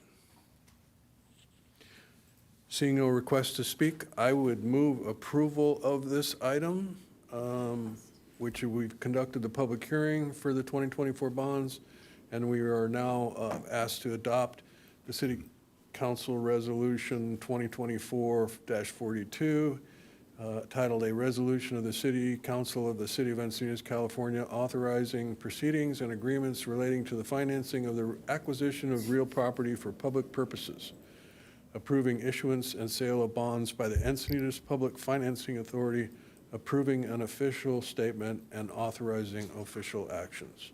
And I'll second. Okay, Councilmember Lyons. I was going to second, but all I will say then is everything is as I would expect it to be, so I appreciate the clarity of the presentation and the agenda item. Thank you. Okay, we'll now vote.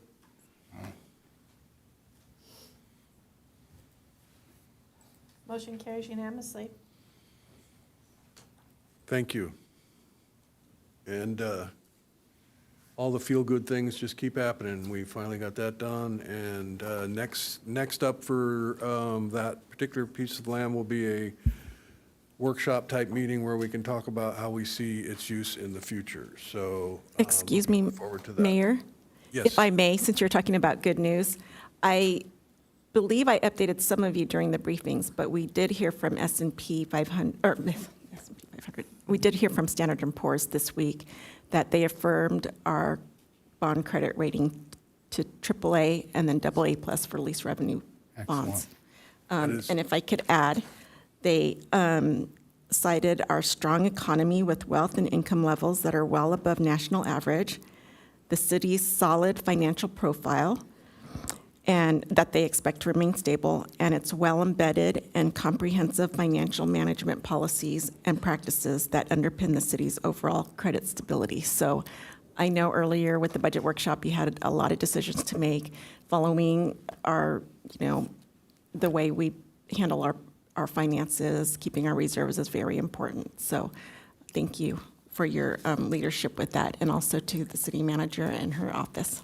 Yes, and I would like to claim that it was my leadership and my colleagues here, but quite frankly, it's pretty obvious that we live in a beautiful place with some great people, that there is a high degree of affluence here in our community, and we are quite blessed. So thank you for all the efforts you've made to get us to this point.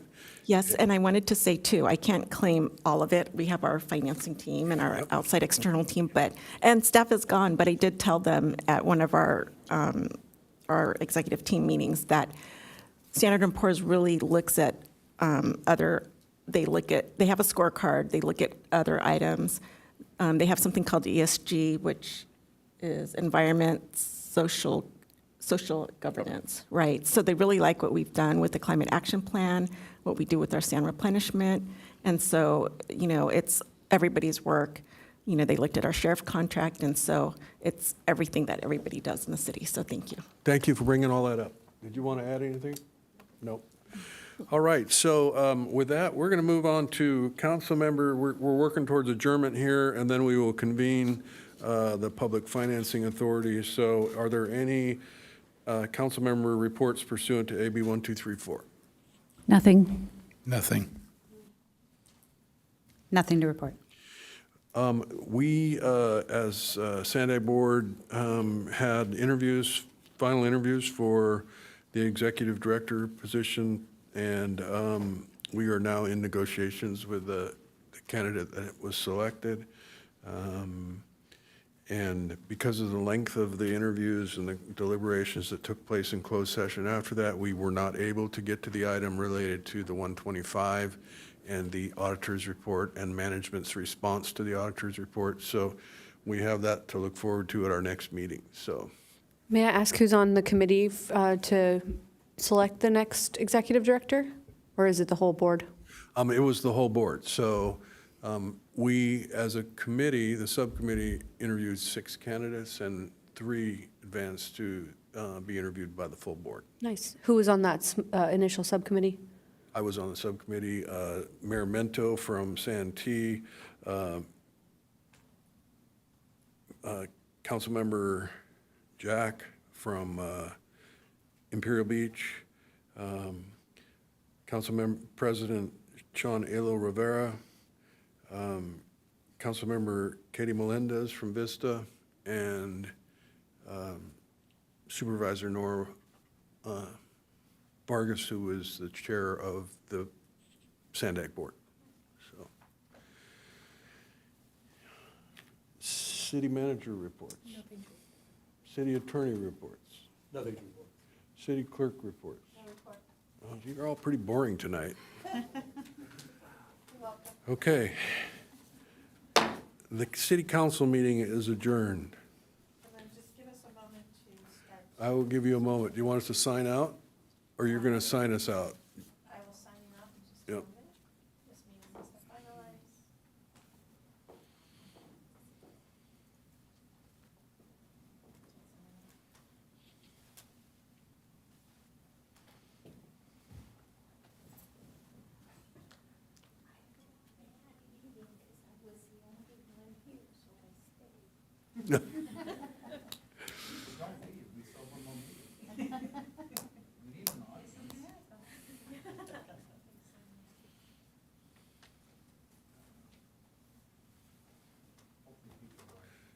Sign yourself in. No, you got to push yourself.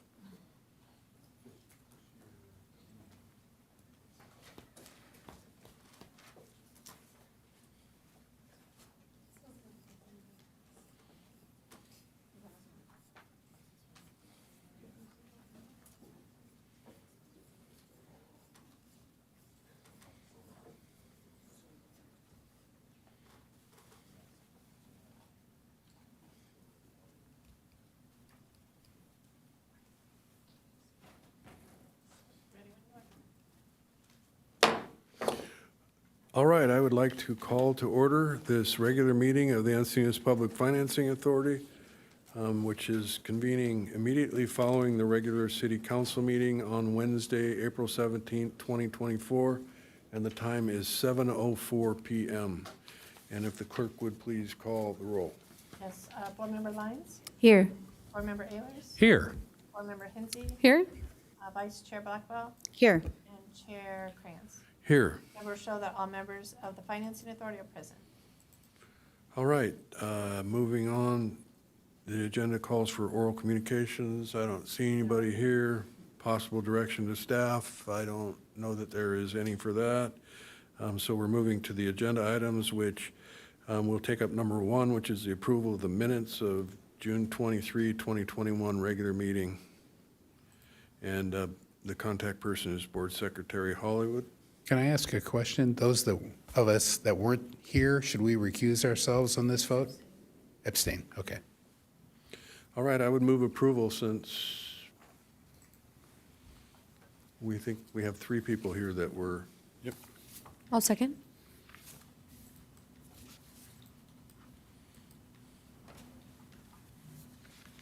And motion carries with Ayers and Blackwell abstaining. Okay, thank you. And we are on to consideration of approval of the issuance of Encinitas Public Financing Authority 2024 lease revenue bonds, known as the bonds, related to the purchase of land at the northeast corner of Highway 101 and La Costa Avenue, known as the property. Contact person is the Director of Finance, City Treasurer McBroom. Good evening again, Board.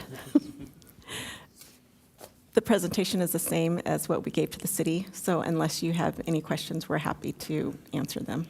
So if anybody's watching this meeting, they could look up the city council meeting where we had a presentation on this item. And with that, I would move the recommended action, which is adopt authority resolution number FA-2024-01, titled Resolution of the Board of Directors of the Encinitas Public Financing Authority authorizing the issuance of its revenue bonds in the original principal amount of not to exceed $6 million in connection with the financing of the acquisition of the certain real property, authorizing and directing execution of an indenture of trust, a lease agreement, and an agency agreement, a bond purchase agreement, and authorizing an official statement and other official actions and execution of related documents. I'll second that. Are there any comments or questions? Seeing none, I call the question. Motion carries unanimously. Thank you all very much. This meeting is adjourned.